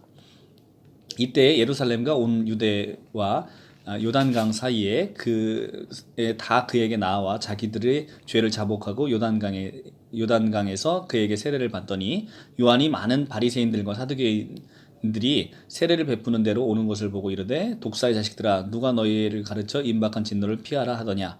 그러므로 회개에 합당한 열매를 맺고 속으로 아브라함이 우리 조상이라 생각하지 말라. 내가 너희에게 이르노니 하나님이 능히 이 돌들로 아브라함의 자손이 되게 하시리라. 이 돌이라는 것은 이민족, 마음이 굳어져 있는 이민족을 얘기하고 있는 거예요. 이 돌들로 아브라함의 자손이 되게 하시리라. 자, 이게 이제 그 요한이 얘기하는 것이 실제로는 예수님이 얘기하는 상당한 의미가 있는 얘기죠. 바리새인들과 사두개인들은 우리 조상 아브라함의 그 혈통에 의한 그 자기들의 영적인 우수함을 얘기하고 있었는데, 성경에서 얘기하는 이스라엘은 로마서 2장에 표면적 유대인이 아니고 이면적 유대인이 유대인이라는 얘기를 합니다. 그래서 혈통으로 나는 이스라엘이 아니고 이삭으로 난 자, 그러니까 결국은 그리스도를 믿어서 새롭게 태어난 자가 이스라엘 백성이다라는 것을 로마서에서 계속해서 얘기하고 있잖아요. 그 얘기를 하고 있는 겁니다. 그래서 우리에게 있어서 이 유대인의 역사는 결국은 혈통적인 유대인의 역사가 아니라 우리가 영적인 의미에서 태어나게 되는 이스라엘 백성, 으로서의 굉장히 의미가 있는 거예요. 그래서 구약의 그런 모든 것들은 이스라엘 역사라고 해서 우리가 이제 치부할 게 아니고 우리에게 다 주어지는 귀한 말씀이다라는 얘기를 합니다. 이미 도끼가 나무의 뿌리에 놓였으니 좋은 열매를 맺지 아니하는 나무마다 찍혀 불에 던져지리라. 나는 너희로 회개하게 하기 위하여 물로 세례를 베풀거니와 내 뒤에 오시는 이는 나보다 능력이 많으시니 나는 그의 신을 들기도 감당하지 못하겠고 그는 성령과 불로 너희에게 세례를 베푸실 것이다. 성령과 불이라는 것은 심판의 개념이 들어가 있는 거예요. 그래서 성령과 불로 세례를 베푸실 것이요 손에 키를 들고 자기의 타작마당을 정하사 알곡은 모아 곡간으로 드리고 쭉정이는 꺼지지 않는 불에 태우시니라. 타작마당은 교회를 상징하고 있죠. 그래서 키질이 뭔지 알죠? 키질. 그 시골에 자란 분들은 아마 키질 알 텐데 하면 쭉정이는 다 날아가고 알곡만 남죠. 그래서 그 키질하는 건데 이 타작마당은 교회를 상징하고 있고요. 자, 교회를 상징하고 있고 곡간은 하늘나라. 그 다음에 밭은 이 세상을 나타내고 있습니다. 그래서 타작마당을 정하사 교회를 정하사 알곡은 모아 곡간 하늘나라를 상징하고 있고요. 그 다음에 쭉정이는 꺼지지 않는 불에 태우고 이제 심판을 상징하고 있습니다. 그래서 이때 예수께서 갈릴리로부터 요단강에 이르러 요한에게 세례를 받으려 하시니 잠깐 이거 녹음이 되고 있는 건가? 네. 이때 갈릴리로부터 요단강에 이르러 요한에게 세례를 받으려 하시니 요한이 말려 이르되 내가 당신에게 세례를 받아야 할 터인데 당신이 내게 오시나이까 예수께서 대답하여 이르되 이제 허락하라 우리가 이와 같이 하여 모든 의를 이루는 것이 합당하니라 하시니 여기서 의라는 것은 우리를 위한 의입니다. 그리스도는 그 자체로 스스로 의로우신 분이기 때문에 본인의 의가 얘기하는 게 아니라 우리를 위한 의를 이루려 하시기 위해서 세례 요한에게 세례를 받으시고 그 의를 이루려 하시는 것이고요. 요한이 허락한지라 예수께서 세례를 받으시고 곧 물 위에 올라오실새 하늘이 열리고 하나님의 여기 이제 삼위일체가 나오는 거예요. 하늘이 열리고 하나님의 성령이 비둘기같이 내려와 자기에게 임하심을 보시더니 하늘로부터 소리가 있어 말씀하시되 이는 내 사랑하는 아들이요 내 기뻐하는 자라 하시니라. 자, 성부 하나님이 나타나시고요. 그 다음에 성령이 계시고 아들이 계십니다. 삼위일체가 이렇게 나타나는 거예요. 그래서 성경에서 아까 유대인의 시각에 있어서는 하나님은 한 분, 성부 하나님만 생각했던 것인데 성경을 보니까 하나님은 한 분이 아니시고 세 분 하나님의 하나 되심을 얘기하고 있다는 거죠. 그래서 성부 하나님, 성령 하나님, 성자 하나님이 여기 나타나는 3장 16절 17절에 완벽한 삼위일체가 나타나고 있어요. 근데 여기서 이제 또 우리가 주의해서 봐야 될 것은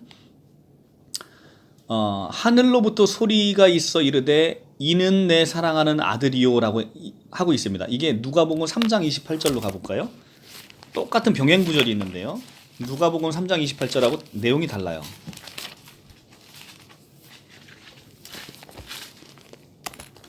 3장 28절.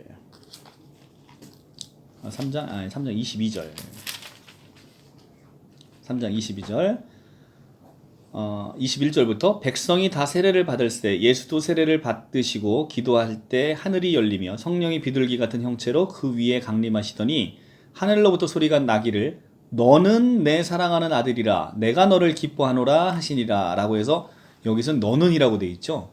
앞에는 이는 내 사랑하는 아들이요 라고 하고 있습니다. 이게 어떤 차이가 있는지 아시나요? 이는 내 사랑하는 아들이요 라고 하는 것은 다른 사람들에게 이 사람을 가리켜 선포하는 거예요. 그러니까 세상에 대한 선포를 얘기하고 있는 겁니다. 다른 사람이 있어, 여러 사람이 있는데 내가 이 사람을 가리켜서 이는 내 사랑하는 아들이요 이런 개념이라는 거죠. 누가복음은 예수와 하나님이 둘 사이에서 너는 내 사랑하는 아들이다라고 두 사람의 관계를 얘기하고 있는 거예요. 그러니까 누가복음의 관점과 마태복음의 관점이 다르다는 겁니다. 이 쓴 관점이. 그래서 마태복음에서의 세례 사건은 열방에 대한 선포를 얘기하고 있습니다. 열방에 대한 선포. 이는 내 사랑하는 아들이다라고 해서 세상을 향해 예수 그리스도의 아들 되심을 선포하고 있는 것을 얘기하고 있습니다.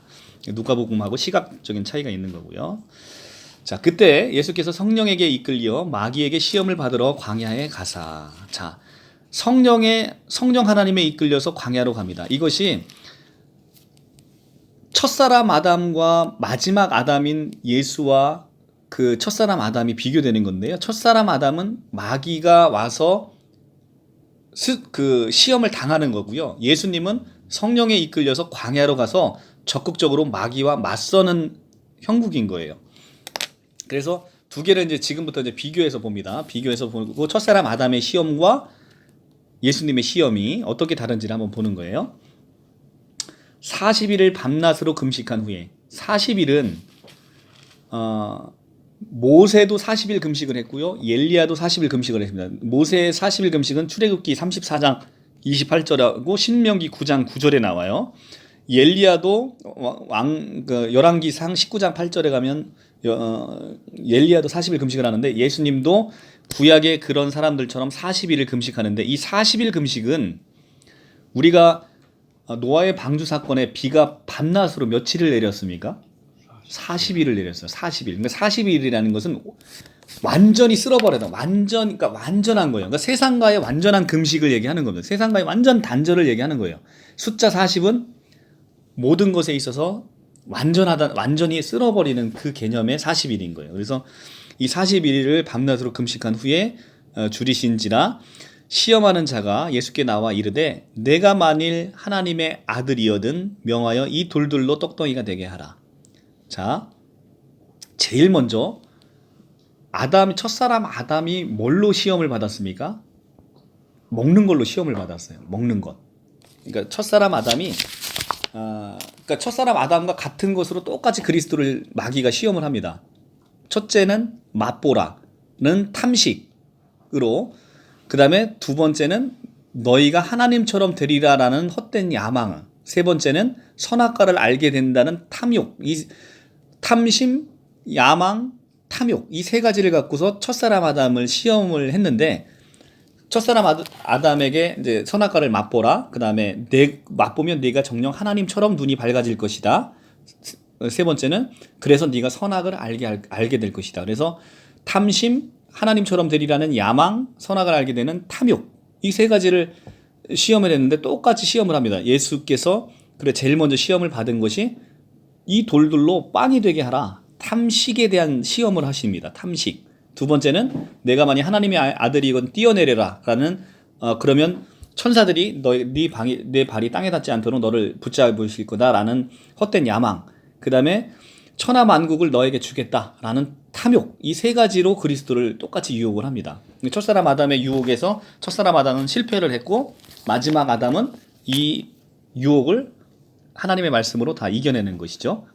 그래서 이제 첫 번째, 이 돌들로 떡덩이가 되게 하라. 탐식에 대한 시험.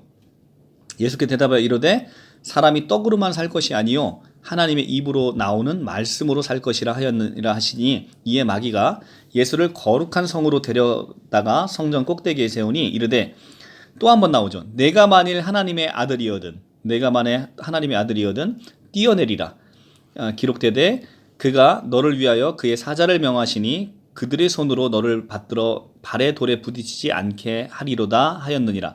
자, 이게 우리가 이제 이 대목에서 뭐를 알 수 있냐면 하나님의 말씀이 마귀에게 붙잡히며 하나님의 말씀이 하나님을 공격하는 것을 우리가 볼 수 있는 거예요. 지금 마귀가 뭐를 인용해요? 시편 91편 11장을 인용하고 있는 거예요.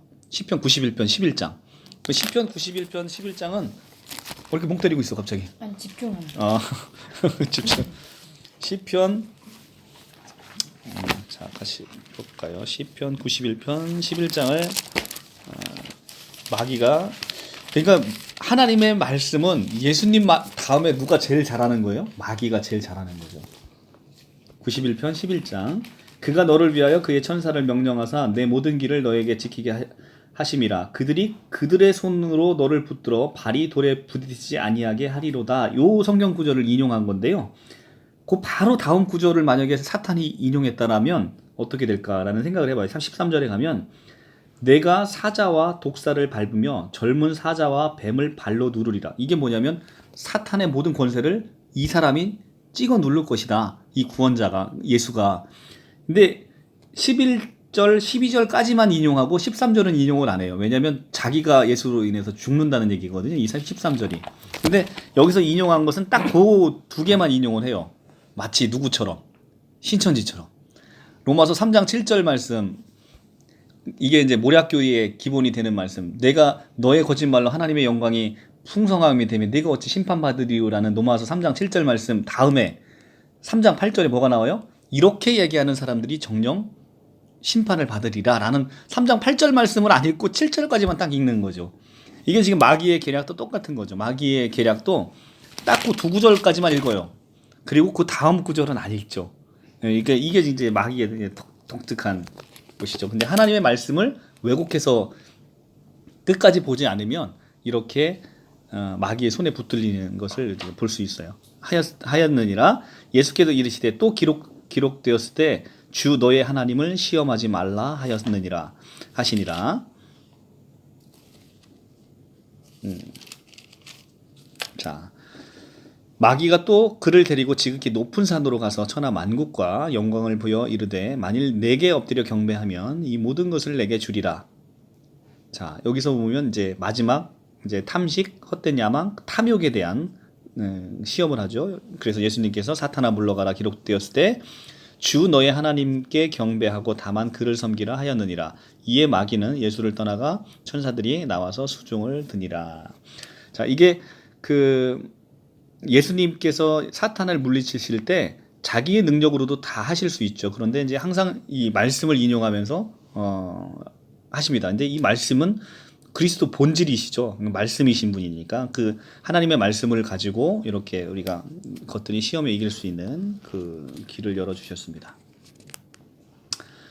자, 이 이제 높은 산에 오르셔서 천하 만국을 줬는데 이 높은 산은 결국 나중에 부활해서 예수님께서 28장 16절에 가면 부활해서 높은 산에 올라가서 모든 권세를 받는 그런 상징적인 의미가 있는 거예요. 높은 산에 대해서는 12절 예수께서 요한이 잡혔음을 들으시고 갈릴리로 물러가셨다가 나사렛에 떠나 스불론과 납달리 지경 해변에 있는 가버나움으로 가서 사시니 예수께서 요한이 잡혔음을 들으시고 그때부터 이제 하는데 17절에 가면 이렇게 됩니다. 17절에 이때부터 예수께서 비로소 전파하여 이르시되 회개하라 천국이 가까이 왔습니다.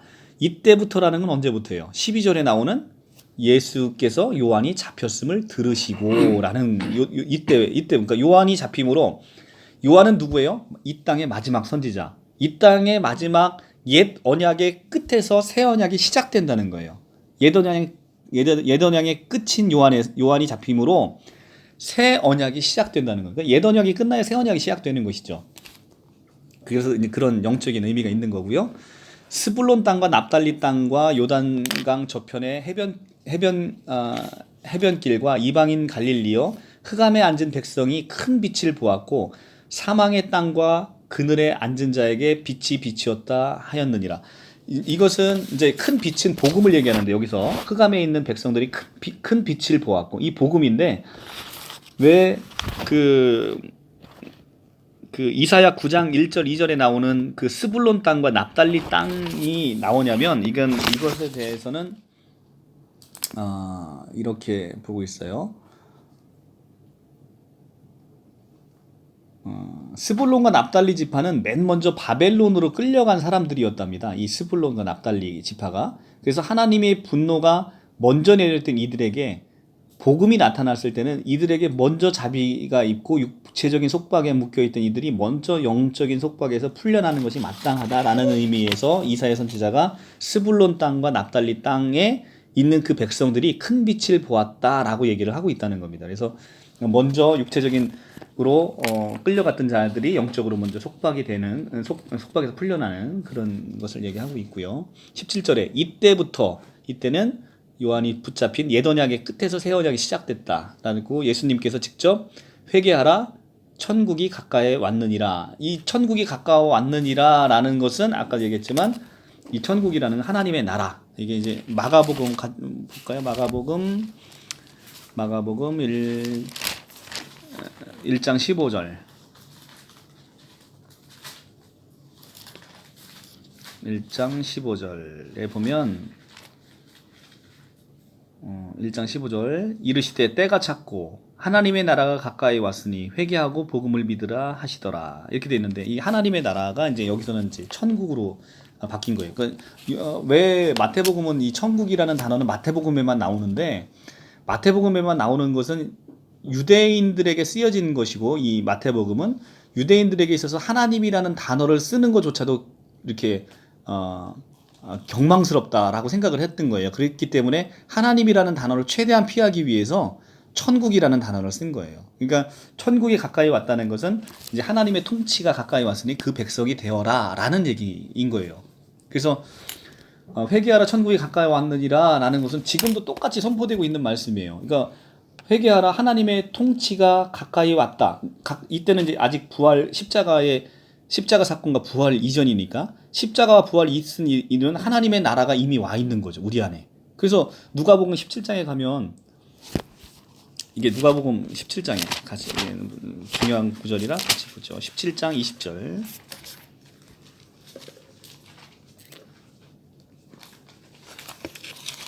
하나님의 나라에 대해서 이제 얘기합니다. 누가복음 17장 125쪽.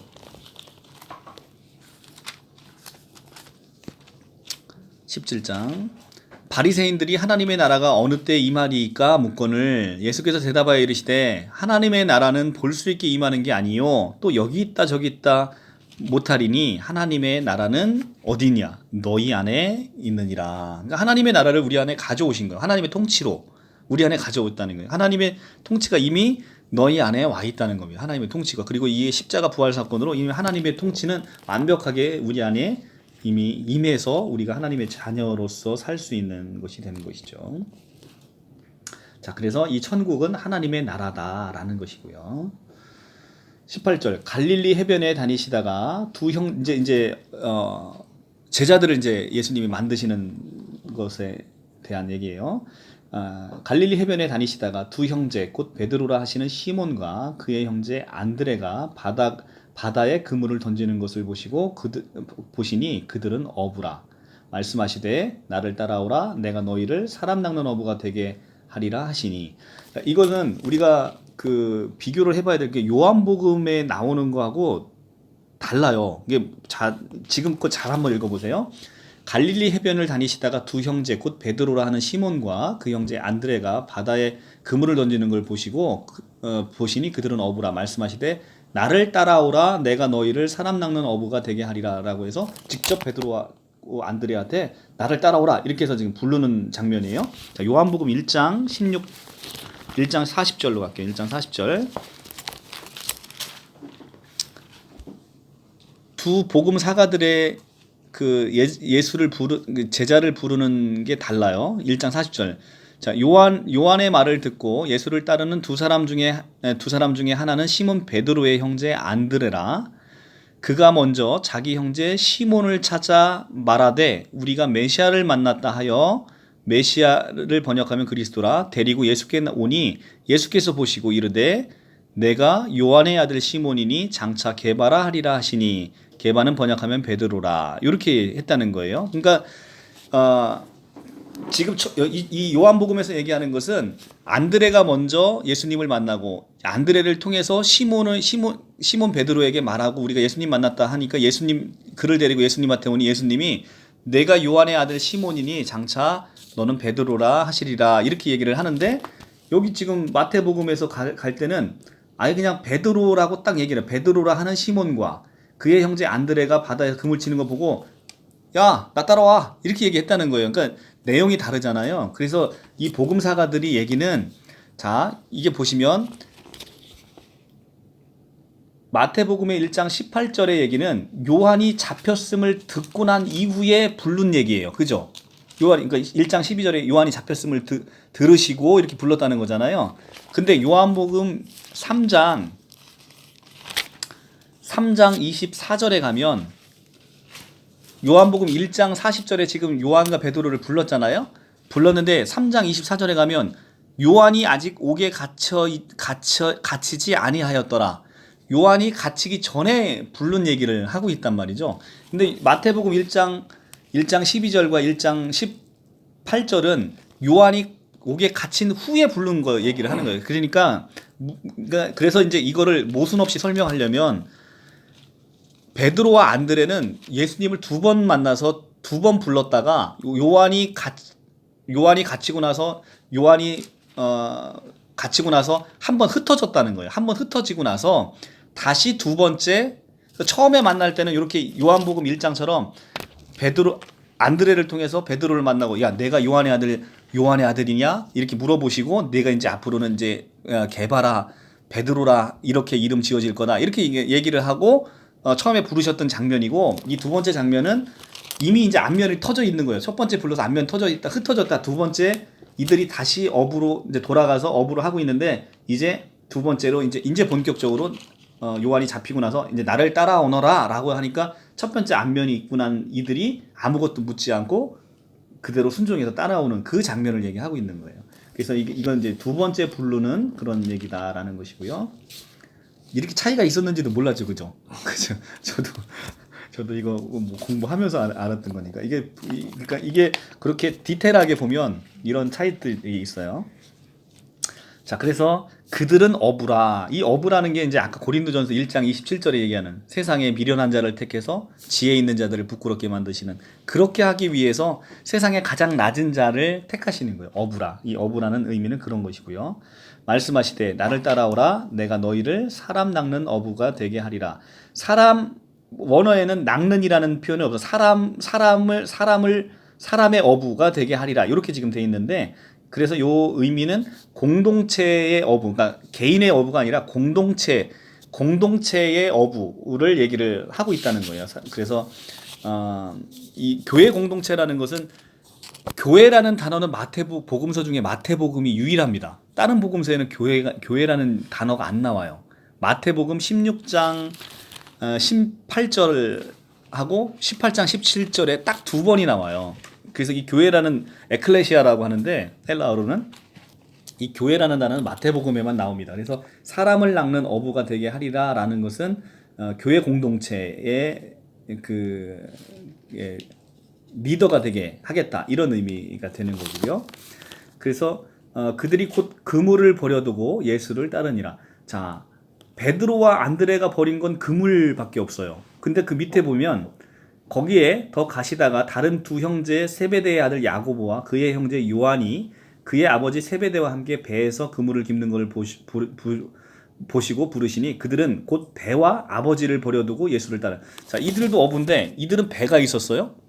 배를 버려두고 또 아버지도 버렸어요. 그런데 시몬 베드로와 안드레는 딱 하나 버렸어요. 금을 딱 하나 버렸는데 이게 웃기는 게 뭐냐면 마태복음 19장 27절에 한번 가볼게요. 마태복음 19장 27절. 마태복음 19장 27절에 가면 베드로가 뭐라고 하는지 한번 보세요. 이에 베드로가 대답하여 이르되 보소서 우리가 모든 것을 버리고 주를 따라 싸운즉 그런즉 우리가 무엇을 얻으리까. 자, 베드로가 버린 건 그물 딱 하나 버렸는데 우리가 모든 것을 버렸다는 거예요. 그러니까 우리 인간의 마음은 항상 이렇다는 거죠. 그래서 웃기잖아요. 그물 하나 딱 버렸는데 자기가 모든 걸 버리고 예수님을 따랐다는 겁니다. 자, 거기서 더 가시다가 다른 두 형제 세베대와 그의 형제가 이제 배와 아버지를 버려두고 예수를 따르니라. 사실 우리가 이제 그리스도를 따른다는 것은 이렇게 이제 자기의 모든 것들을 버려두고 예수를 따라가야 되는 것인데 사실 우리가 어렵죠. 그렇게 되는 것이 우리가 모든 것 버리고 예수를 따른다는 게 참 어려운 것인데 이게 그래서 결국은 이제 바울 서신서에 보면 이게 우리가 할 수 있는 일이 아니라는 겁니다. 우리가 할 수 있는 일이 아니고 성령께서 우리에게 그렇게 인도하시고 아까도 얘기했지만 그 두 분에게 얘기했지만 죽음이라는 그 성화의 과정, 그 죽음이라는 것도 우리가 그리스도에게 가는 그 중요한 성화가 되어지는 하나의 과정에 지나지 않는다는 거죠. 그러니까 죽음 앞에서 우리가 모든 걸 내려놓는 거죠. 그 마지막 관문에서 우리의 욕심, 우리의 정욕, 이생의 자랑, 죽음 앞에서 그런 걸 자랑하고 죽는 사람이 어디 있습니까?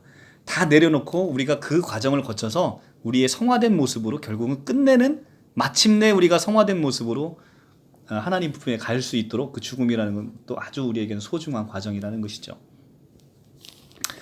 자, 그래서 그물을 아버지께 버려두고 예수를 따르니라. 예수께서 온 갈릴리에 두루 다니사 그들의 회당에 가르치심에 천국 복음을 전파하시며 백성 중에 모든 병과 모든 약한 것을 고치시니. 그렇습니다. 그리스도는 실제 모든 병과 우리의 약한 모든 것을 고쳐주시는 분이시고요. 그의 소문이 온 수리아로 퍼진지라. 소문이 이미 퍼졌어요. 그래서 모든 사람들이 모든 앓는 자, 곧 각종 병에 걸려서 고통당하고 귀신 들리고 간질하고 중풍병자를 데려오니 그들을 고치시더라. 이게 마태복음 9장 28절로 한번 가면요.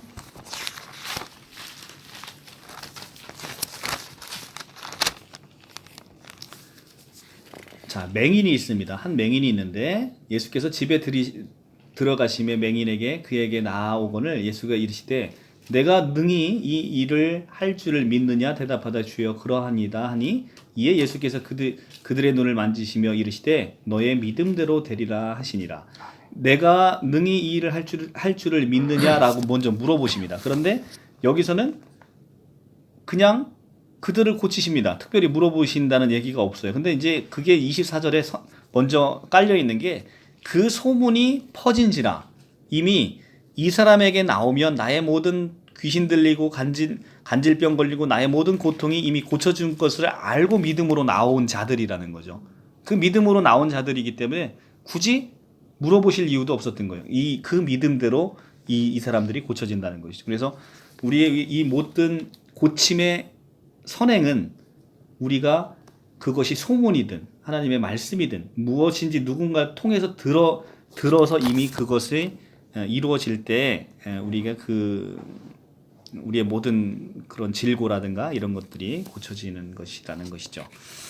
자, 갈릴리와 데가볼리와 예루살렘과 유대와 요단 강 건너편에 수많은 무리가 따르니라. 자, 이게 로마서를 쭉 뒤에 넘어가서 로마서를 보시면 로마서에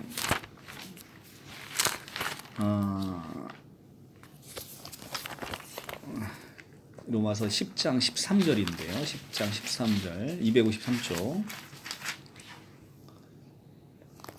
자, 10장 13절은 제일 중요한 것은 누구든지예요. 누구든지. 13절의 포인트는 누구든지 주의 이름을 부르는 자는 구원을 받으리라 라고 했습니다. 그럼 누구든지 주의 이름을 부르는 자는 구원을 얻는데 누구든지라는 이 앞단어는 우리의 어떠함하고는 상관없다는 거예요. 우리의 구원받는 건 우리 차원의 일이 아니라는 겁니다. 우리가 어떤 사람이든 그게 바라바인 강도이든 우리가 어떤 사람이든 우리가 우리의 못됨과 우리의 행실과 이런 것이 구원하고는 기본적인 관련이 없다는 거예요. 우리가 누구든지 주의 이름을 부르는 자가 구원을 얻는데 주의 이름을 부르는 자. 그런데 그러면 우리가 이제 도덕적인 관점으로 생각해 보면 그러면 주의 이름을 부르기만 하면 구원을 받느냐? 맞습니다. 맞는데 그 주의 이름을 부르는 자에게 있어서는 하나님의 성령이 아까도 예수님을 끌고서 광야로 나아가듯 주의 성령이 우리에게 계속해서 성화되어지는 과정을 우리 의지와 상관없이 그 역사를 이루신다는 거죠. 그 역사를 이루셔서 마침내 죽음이라는 과정까지 이르러서 우리를 마침내 성화시키는 그 과정이 있다는 거예요. 그렇기 때문에 누구든지 주의 이름을 부르는 자에서 이 누구든지는 우리가 인간적인 생각으로 저놈은 구원 못 받을 거야 라고 생각하는데 그것은 우리의 교만과 우리의 오만인 것이죠. 그래서 구원 받을 자와 못 받는 자가 있는 게 아니라 누구든지 주의 이름을 부르는 자에게 있어서는 구원을 받는데 그 밑에가 더 중요한데요. 14절.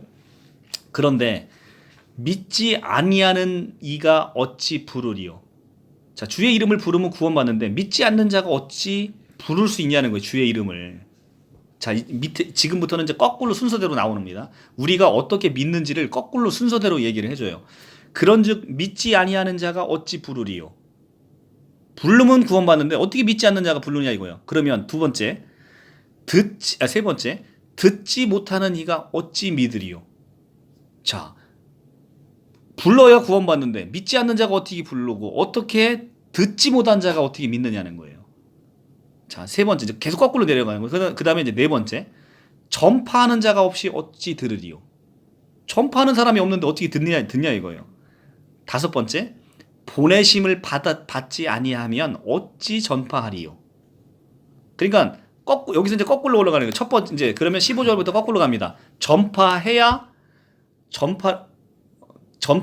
해야 보내심이 있고 아니지 그 보내심을 하지 어찌 전파. 그러니까 보내심이 첫 번째죠. 보내심이 있어야 전파를 하고, 그죠? 전파가 돼야 듣는 것이고, 들어야 믿는 것이고, 믿어야 부를 수 있다는 거예요.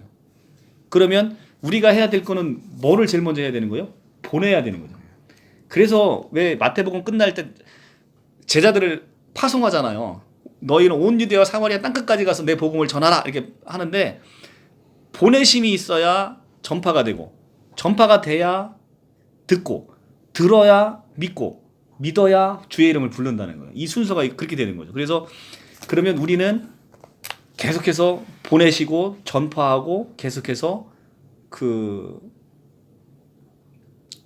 전파하고 그 다음에 듣게 만들어야 되는 거예요. 복음을 듣게 만들고, 듣게 만들어야 믿음이 그 안에서 생기는 거예요. 그러니까 우리 어떤 사람에게 있어서 이 믿음은 반드시 믿음은 들음에서, 그래서 밑에 17절에 나오잖아요. 그러니까 믿음은 들음에서 나고, 들음은 그리스도 말씀으로 말미암느니라. 그러니까 믿음은 뭐에서 나는 거예요? 자꾸 들음에서 난다는 거예요. 들으면서. 16절, 17절, 10장 17절. 그러므로 믿음은 들음에서 나며 들음은 그리스도의 말씀으로 말미암느니라. 그러니까 믿어야 우리가 부르는데 그 믿음은 들음에서 난다는 거예요. 그래서 우리는 계속해서 어떤 이에게 그리스도의 복음을 계속 전해야 되는 사명이 있는 것이, 이 먼저 들은 자가 이것을 전파함으로 그 사람들이 들어야만 믿음이 비로소 생길 수 있다는 거예요. 제가 이제 아담과 하와 사건에서 최초의 선악과를 먹은 사람은 하와였어요. 하와. 근데 왜 우리는 그 선악과를 먹은 사람을 하와라고 얘기하지 않고 아담의 죄라고 얘기합니다. 아담의 죄. 아담의 죄라고 얘기한 그 이유는 뭐냐면, 왜 하와를 탓하지 않고 아담을 탓하냐면, 처음 먹은 사람도 하와고 그걸 건네준 사람도 하와예요. 근데 그걸 받아먹은 죄밖에 없는 아담이 첫사람의 불순종의 그 원흉으로 꼽히냐면, 그 말씀을 들은 사람이 누구냐면 아담이었다는 거예요. 그 말씀을 들은 사람이. 그러니까 아담에게 하나님이 명을 하셨다는 거죠. 모든 과일을 내가 먹어도 좋은데 이건 먹지 말라. 이 말씀을 들은 사람이 누구냐? 아담이었다는 거예요. 그러니까 아담이 결국은 그 명령을 들었기 때문에 그 불순종은 아담의 죄가 되는 거예요. 그러니까 여기서 이제 로마서 10장에서 제가 이 말씀을 드리는 이유는 뭐냐면, 먼저 믿는 사람의 사명감이 그토록 중하다는 거죠. 먼저 믿는 사람의 사명감은 우리가 먼저 들었다는 거죠. 그 말씀을 듣고 말씀을 전하지 않는 것은 말씀을 먼저 들은 사람의 죄라는 거죠. 말씀을 먼저 들은 사람의 죄. 그러니까 우리가 먼저 이렇게 그 말씀의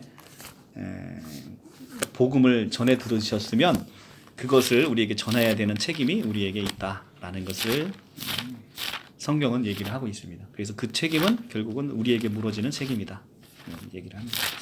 자, 오늘은 여기까지 하고 다음에는 이제 팔복에 관해서 산상수훈, 이게 이제 평지 설교하고는 또 달라요. 또 그걸 또 비교해서 또 하도록 할 텐데 한번 보도록 하겠습니다. 이 마태복음은 요한복음과 달리 스케일은 좀 작죠, 그죠? 요한복음의 스케일은 굉장히 크잖아요. 근데 이제 마태복음의 스케일은 작아요. 근데 왕으로 오시고 우리의 삶 가운데 이제 오신 그리스도에 대해서 설명을 하고 있습니다. 그래서 또 요한복음하고는 좀 다른 측면이 있지만 또 잔잔하게 또 느껴지는 그런 또 은혜가 있으니까 그런 측면에서 이걸 보시면 될 것 같습니다.